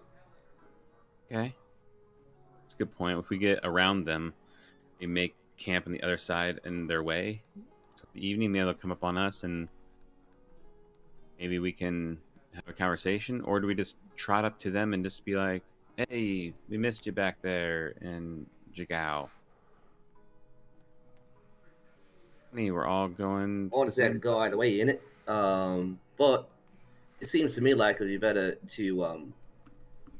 So here's the thing: if we pass by them and we get in front of them, right, then they're gonna know we're around, and then they might change their path, so they can avoid us. So yeah, it's probably better to just get right up on them, trot right on up, and then take it from there. Do you think? Is there? I mean, I like that. That's good. Ludo, any concerns with that? I don't. They weren't mean with us or rude to us. It's just sort of seems like they were in a hurry. I have no concerns. Perhaps they might enjoy the company. I mean, tens or nine. I think, yeah, 9 would be safer than 4 or 5. So try to get to them. Morgan, you cool with that?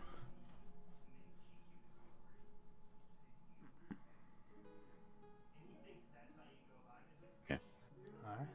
I was gonna say, yeah, if you guys push on ahead, you can definitely So we you know, get put up the to horses them. to limits, and yeah, like definitely catch up. And at that fast pace, there's no amount of hiding noise or dust cloud or, you know, signs of approach. And as you like clear that like hill and come down through into like that last bit of stretch before then, they all kind of turn head and notice, and you all see that calculated like looks between them as they all kind of sit there and start to wait up for you. And as you all start to approach on horsebacks, you see Hayojabe on, you know, they're all on foot still as well. And she, the blue orcish leader, kind of steps forward and, "Hi, took you long enough to catch up now, didn't it?" I had some Yes, you time guys out. are quite quick. Oh, what was that? It kind of clipped at the end. Yes, you guys are quite quick. Well, we kind of have to be on a fast pace here now. We, It is a little dangerous, isn't you have no idea the things we've encountered. Did you feel that earthquake yesterday? it? I think I felt it more than any one of you. Oh, Manny, I fell right down in the hole. Poor I did Dermot too. had to bend my arm up afterwards. It was no problem. You fell down too? Phew, I don't feel as bad now. And you see Irvin, just, you know, the scraggly one, just kind of... Yeah, awesome. You know, like, yeah, he looks a little worse for wear. Even, like, Maggie and Dermot, like, Maggie, the giant hulking ogre, she's just, like, her armor's, like, a little dented and scratched up, and, like, you know, there's definitely a little bit of sign of wear. Dermot's, like, he has this, like, a big old, like, dent in where, like, one of his, like, shoulder blade plate meets to, like, the rest of it. And, yeah, you see they've been definitely worse for wear on the road. How are they looking currently? Go ahead and make an insight like- check. Or like physically, like mentally or physically, I guess, because that'd be I insight guess- or perception. I guess physically, like beyond just their gear. That's what I was Yeah. going for. So Yeah, like Probably if be you're trying to more read like perception. body language, then insight. But yeah, if you're just like looking at their overall appearance, perception. yeah, just to see if they're like in good health or. Mm-hmm. Perception 17. Yeah. So you definitely look around. Like you see them, like they've had a little bit of scraps and some encounters possibly, but it's like the same if you look at your party. Like anything you guys encountered, you've kind of like healed up or dealt with or mitigated since. Okay.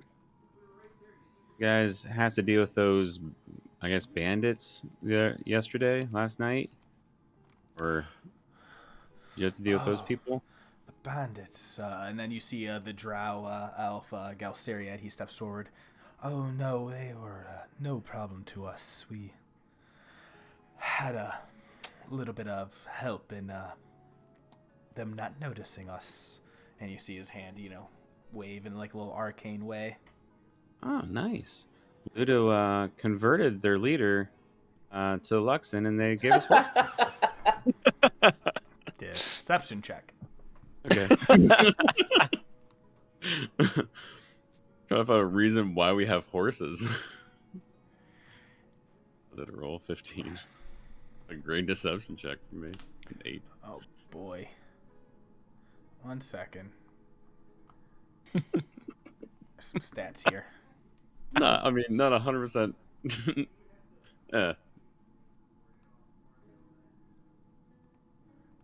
No worries. Nope. Okay. Yep.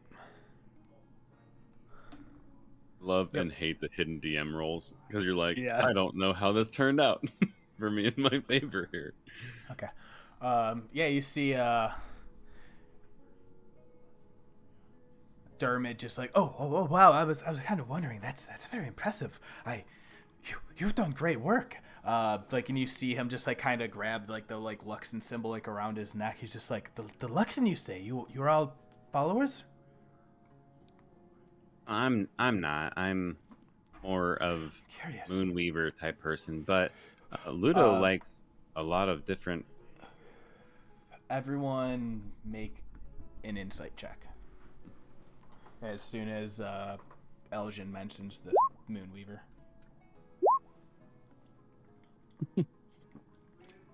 Yeah, never mind. Ludo. Nope, we're all cool.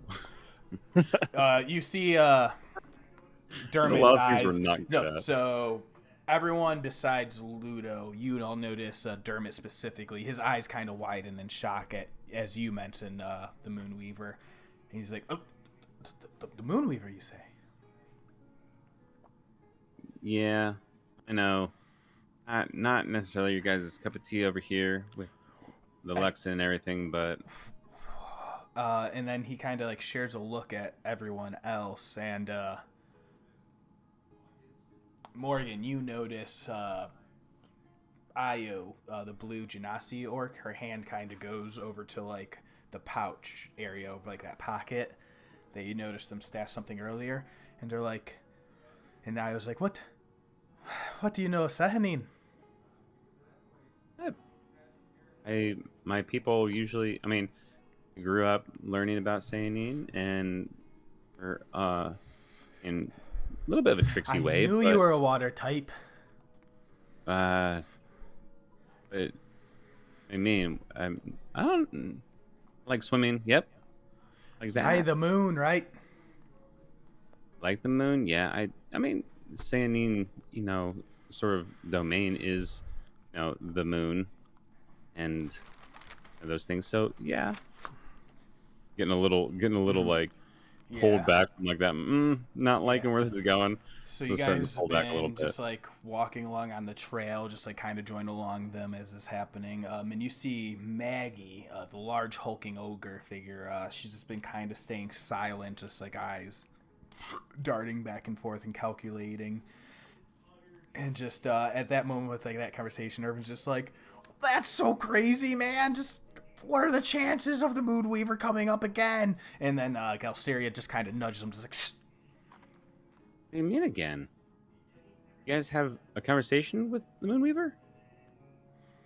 And then they all just kind of stop in their tracks as you guys are walking alongside them.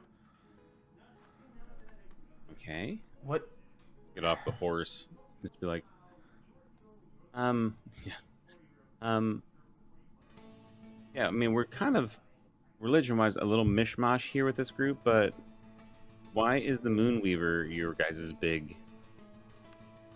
your big concern right now? What? Is this what happened down in the tunnel? The water? And I was just like, we might as well. I don't think we can trust them, Io, but what else can we do? And then Dermot just kind of speaks up, and he's just like, besides, it's not like they're gonna steal it or anything, right? And then Io just like throws her hands up, she's like, well, a lot of you are just horrible at keeping secrets now, aren't you? And then she reaches into her cloak and she pulls out a small jeweled item.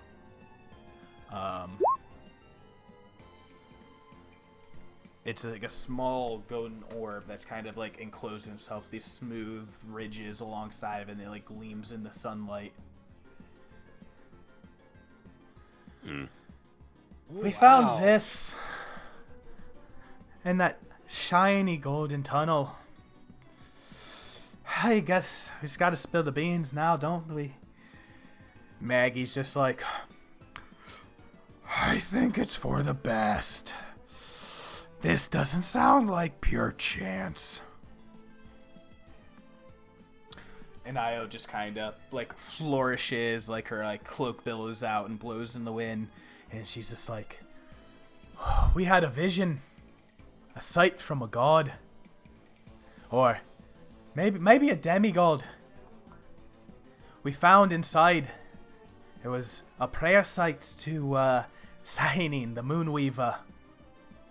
It was these walls covered in vines of green ivy and interspersed with colorful flowers. Part of the cavern was open to the sky, and in the middle of it, there was a sphere of this pale light surrounding this crystal pedestal, upon which rested this golden pendant.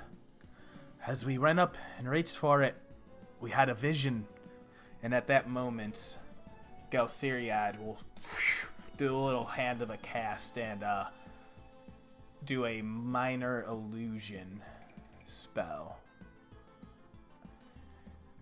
And you see this image appear in front of your faces, just like this still image burning in the middle of the air.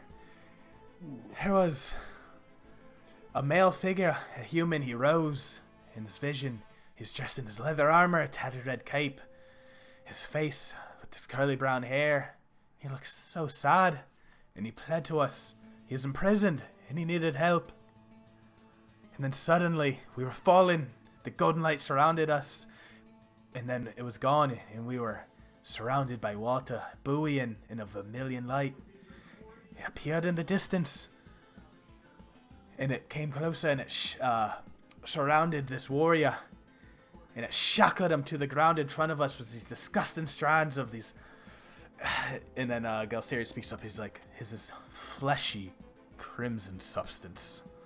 I've never seen the like before. And then this figure, he looked at us. Oh, no, he didn't see us yet. Like they're like all like as they're recounting it, and then Dermot's like, no, he didn't. He didn't see us yet. He cried out to the Moonweaver, I beg you, send someone to save me. And then IOG jumps back in with that, and it's like they're all like kind of starting to speak over each other, and then Maggie's just like, shh. Everybody, you're missing the point. This figure, he said his name was Elixion. He was lost.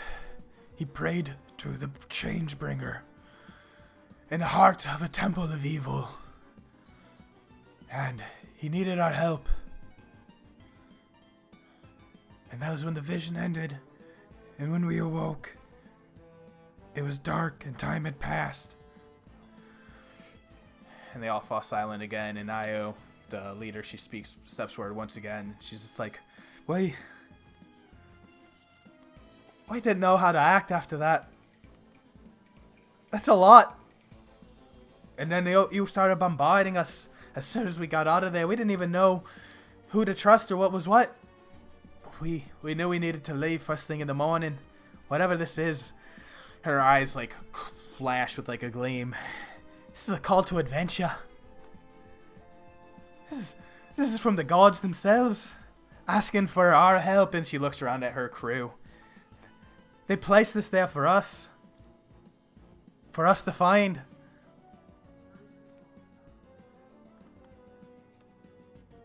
And then she just kind of goes silent. I see now why you decided to dart out so quickly and without any word. I can't say I blame you, although it would have been nice to know. I mean, and then Irvin's just like, but there was like a weird freaky satyr hanging around, and then he like just finally catches a glimpse of Saeryn's like, you've been here this whole time? Wow, man. Yeah, I've been here the whole time. He's with us. He's cool. Yeah, too many prying eyes. Jasilionis speaks up and says, this is a thing you gotta keep close to the chest. Absolutely. It was.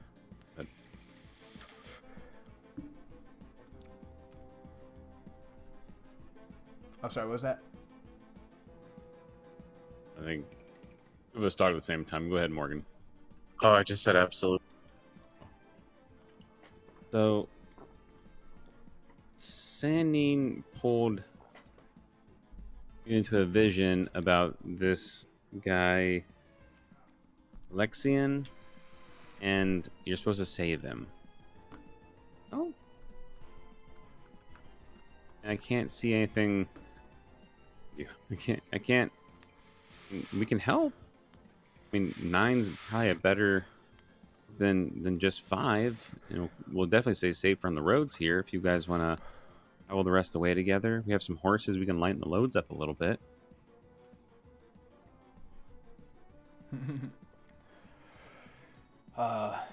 That Maggie, she kind of sits there and nods along, just like, more numbers is better.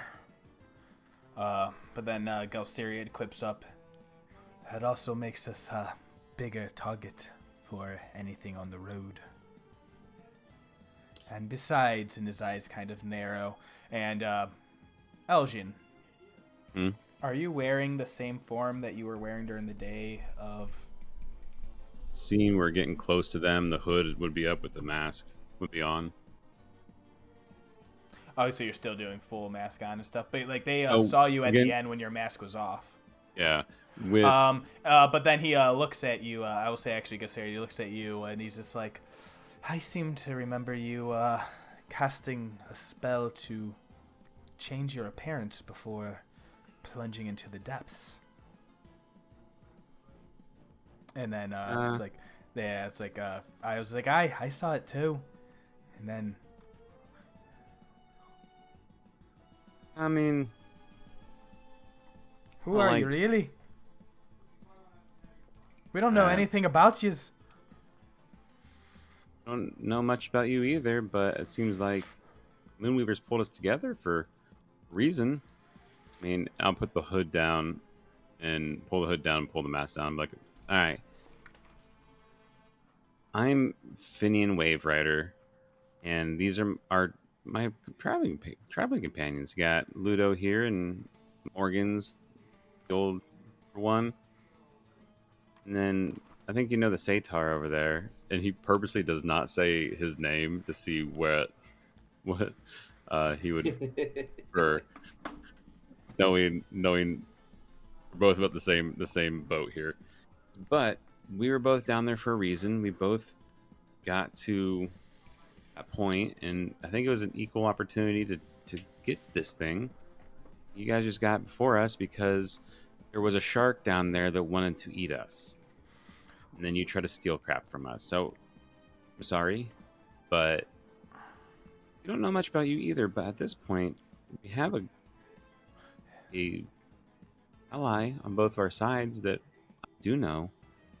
And I think if Saeryn put you in our path, then something is worth a little bit of trust. And what's not to say that Saeryn didn't put you in our path? I think we both said the same thing. Like the tides of the moon in the ocean. It's always a bit of a push and pull in it. Yeah.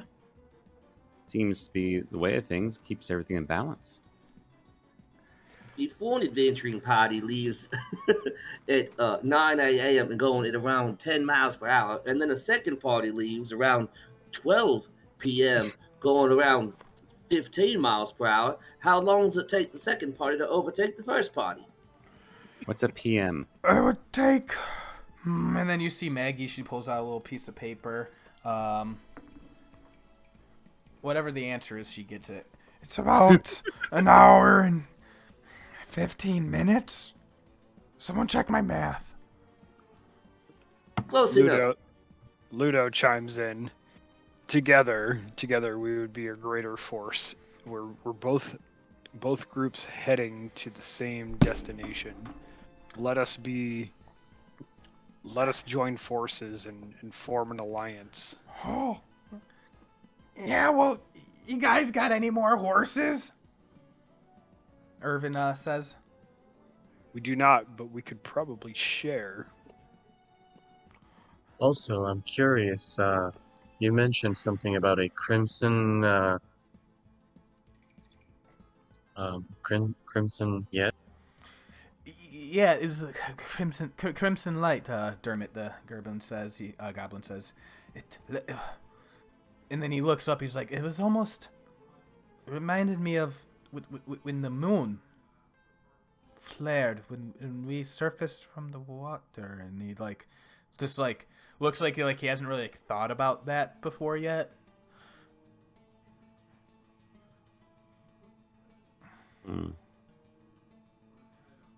The little one when Ruda's flared? I'll go guess at the end there, yeah. Ruda's did flare after the festival, and it was quite reminiscent of that, Galsariad says.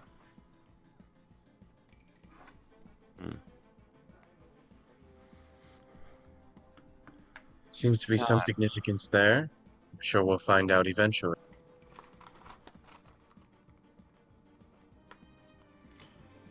So, how about we just start with tonight, and we camp together, maybe share some food, maybe share some laughs, not steal or try to murder each other would be a great start and ending, I think.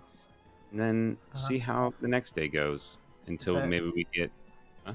I was going to say, is that persuasion or deception? It's persuasion. Yeah, I'm just talking about. For me, it's persuasion. I don't know the rest of my party, but I can roll it.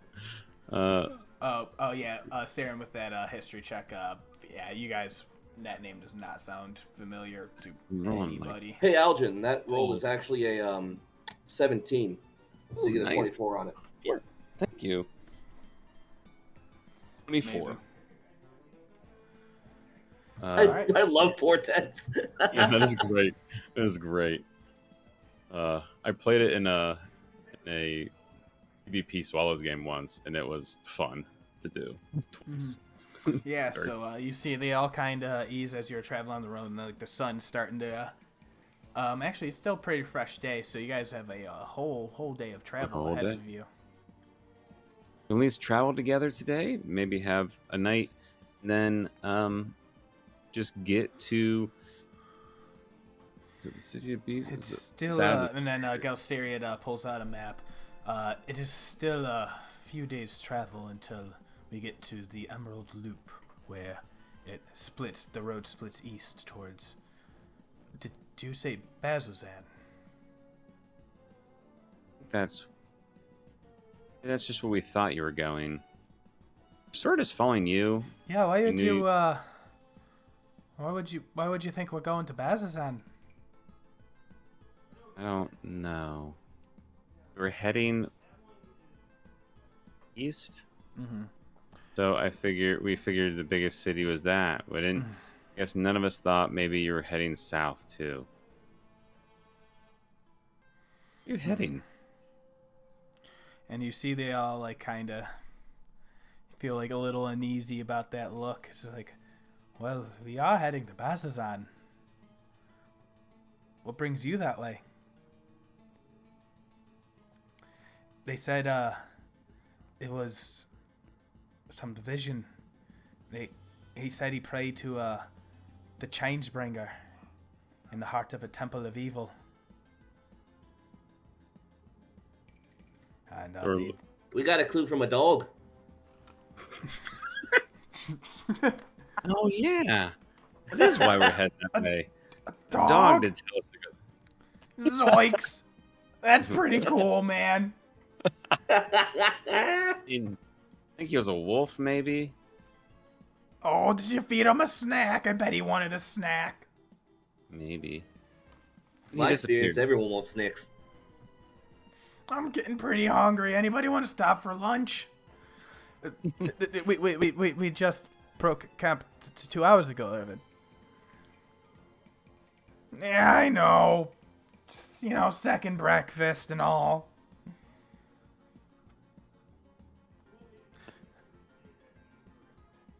I mean, we go a little further in here you go, and he hands him, say jerky, because that seems like something they would have on a rations kit, dried nuts, Yeah. or nuts and dried fruits maybe.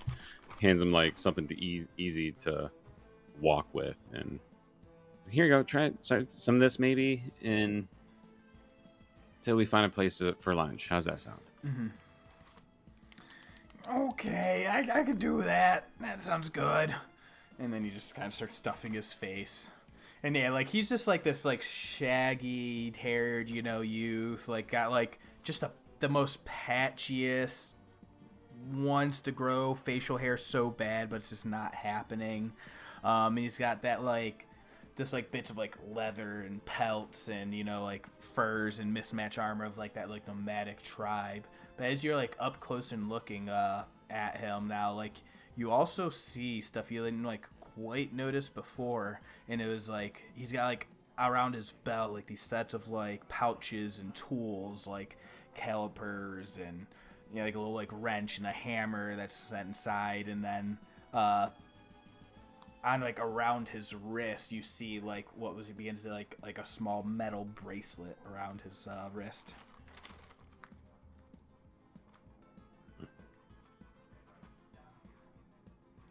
It's like a steel worked metal.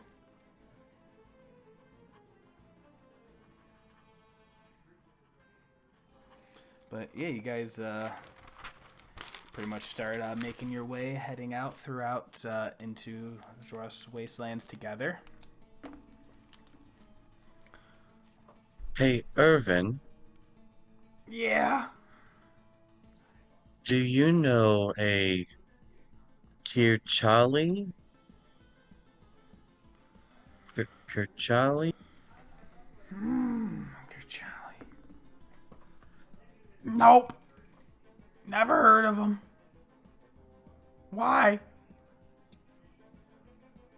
We came across a bloody battlefield, and I found this dagger. I would show him the dagger, with the engraving on the bottom. Oh, Waste Walker.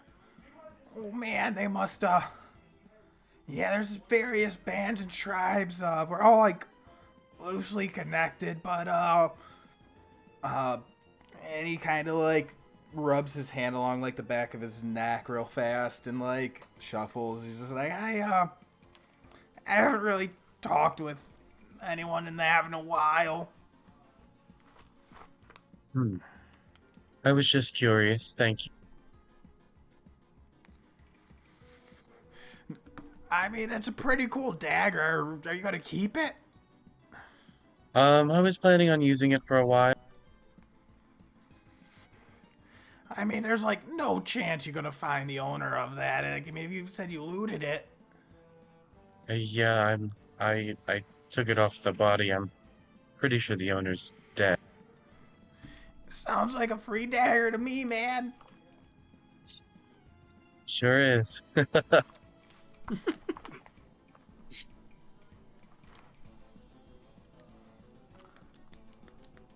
All right. And then let's see with that. Let's see, Saeryn, you haven't really cast any magic or anything lately, right? Like, do you travel with like a spell book out openly?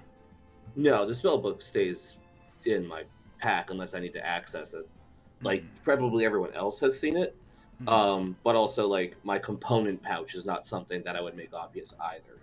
Like the idea of being a wizard is not something that Saeryn does openly. Hence, professional good luck charm. Exactly, love it. And the only thing I've done so far is a portent in front of this party. Amazing. Hell yes. I haven't even said my name yet. Yeah. And no one else has either. Nope, I sort of just trailed off on it. Then was and you know waiting the for you to satyr. chime in. Yeah, they do. Mm-hmm. It was because I don't remember what you went by before this, and I just keep reading Saeryn, and then my mind locks up on what the name is. Perfect. Exactly what I want. Yeah. Amazing. So as you guys are all heading your way down that road, let's do this real quick. Someone give me a D20. I did it once. Someone else That did. did last time, yeah. I'll roll it. Let's see, what's the worst that can possibly happen? Crit 1. 11. I like sitting right low at could be like good. 11s. All right. Amazing. So as you all start making your way down the day, the clouds begin to gather a little bit more and more. And then the rain begins to come down. Small dribbles at first, and then eventually turning the path muddy. Vision is all-time minimal, but you all walking alongside this group of 5 individuals with your horses in tow at a slow clip alongside them. You are walking in the rain, and I feel like probably end it tonight there. Yeah, sounds good. I got something going on tomorrow morning I got prep for, so. All right, great game. That was fun. Very cool. Of course, we got, why not get, beat up by, well, actually didn't really get beat up. Tried to get mugged. That has to happen, I think, every low-level campaign. Yeah, that went really poorly for them. I didn't realize there was going to be like a miniature cone of cold happening. Yeah, that's a really fun spell. And when he started lining them up, like... It's a not balanced spell. What's that? It's a not balanced spell. No, not really. But when I saw him line them up, I'm like, ooh, I have one thing I could possibly do this. That or an ice knife, which would have got quite a bit of them, but not like that one. Yeah. Rhyme. Where did the spell even come from? Fizz band. So yeah, The it's fizz just band? like it's anything the last few years that D&D books have been very much power creep, which is I don't know. Yeah, it's just fuck it. It's fun. But yeah, I mean, it does a lot of damage initially. It does a lot of damage, and then 3d8's not a huge amount of cold damage, but the whole binding them to the ground for a minute. Yeah, it like breaks the established power structure of other leveled spells, but so is like silvery barbs. So yeah, yep. that's just D&D, baby.